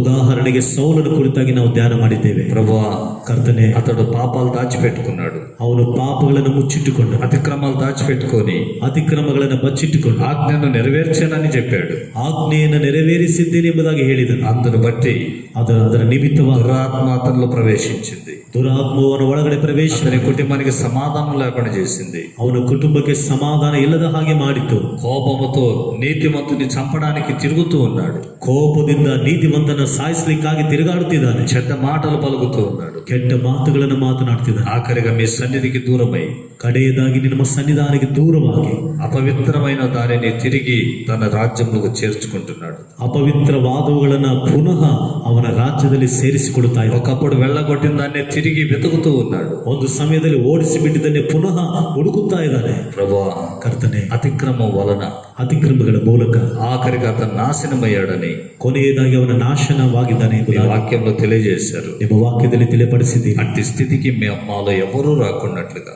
ಅಂತ ಸ್ಥಿತಿಗೆ ನಮ್ಮಲ್ಲಿ ಯಾರು ಬಾರದಂತೆ ప్రతి ఒక్కరు కూడా ಪ್ರತಿ ಒಬ್ಬೊಬ್ಬರೂ ಸಹ తమ తమ పాపములను అతిక్రమాలను మీ ఎదుట ఒప్పుకొని విడిచిపెట్టి ತಮ್ಮ ತಮ್ಮ ಪಾಪಗಳನ್ನ ಅತಿಕ್ರಮಗಳನ್ನ ನಿಮ್ಮ ಮುಂದೆ ಒಪ್ಪಿಕೊಂಡು ಬಿಟ್ಟು మీ కనికరాన్ని పొందుటకు సహాయం చేయండి. ನಿಮ್ಮ ಕರುಣೆಯನ್ನು ಹೊಂದಿಕೊಳ್ಳಲಿಕ್ಕೆ ಸಹಾಯ ಮಾಡಿ. ఈ దినమే మాకు అనుకూలమైన దినం. ಈ ದಿನವೇ ನಮಗೆ ಅನುಕೂಲವಾದ ದಿನ. ఇది రక్షణ దినమని గ్రహించి ಇದು ರಕ್ಷಣೆಯ ದಿವಸ ಎಂಬುದಾಗಿ ಗ್ರಹಿಸಿ మీ కనికరం పొందుటకు సహాయం చేయండి. ನಿಮ್ಮ ಕರುಣೆಯನ್ನು ಹೊಂದಿಕೊಳ್ಳಲಿಕ್ಕೆ ಸಹಾಯ ಮಾಡಿ. మమ్మల్ందరినీ, ನಮ್ಮೆಲ್ಲರನ್ನ, ఈ మాటలు వింటున్న ప్రతి ఒక్కరిని ಈ ಮಾತುಗಳನ್ನು ಕೇಳುತ್ತಿರುವಂತಹ ಪ್ರತಿ ಒಬ್ಬೊಬ್ಬರನ್ನು అలాగన మీరు సిద్ధపరిచి ಆ ರೀತಿಯಾಗಿ ನೀವು ಸಿದ್ಧ ಮಾಡಿ మీరే నడిపించమని, ನೀವೇ ನಡೆಸಬೇಕಾದ సమస్తమైన ఘనత మీరే పొందుమని ಸಮಸ್ತವಾದ ಘನತೆಯನ್ನು ನೀವೇ ಹೊಂದಿಕೊಳ್ಳಬೇಕೆಂದು యేసుక్రీస్తు నామమున ಯೇಸು ಕ್ರಿಸ್ತನ ಹೆಸರಿನಲ್ಲಿ ప్రార్థించుచున్నాము తండ్రి. ಪ್ರಾರ್ಥನೆ ಮಾಡುತ್ತಿದ್ದೇವೆ ತಂದೆಯೇ. ఆమేన్. ಆಮೆನ್. మన తండ్రి అయిన దేవుని ప్రేమయు, మన రక్షకుడైన యేసుక్రీస్తు వారి కృప, పరిశుద్ధాత్మ అన్యోన్య సహవాసం, ఆదరణ, ఐక్యత, సమాధానం, పరిశుద్ధతయు ఇక్కడ కూడి ఉన్న మనందరితో, లోకంలో ఆయనను సేవించే సకల పరిశుద్ధులతో సదాకాలం తోడై ఉండి నడిపించునుగాక. Amen. Amen amen amen. God bless you.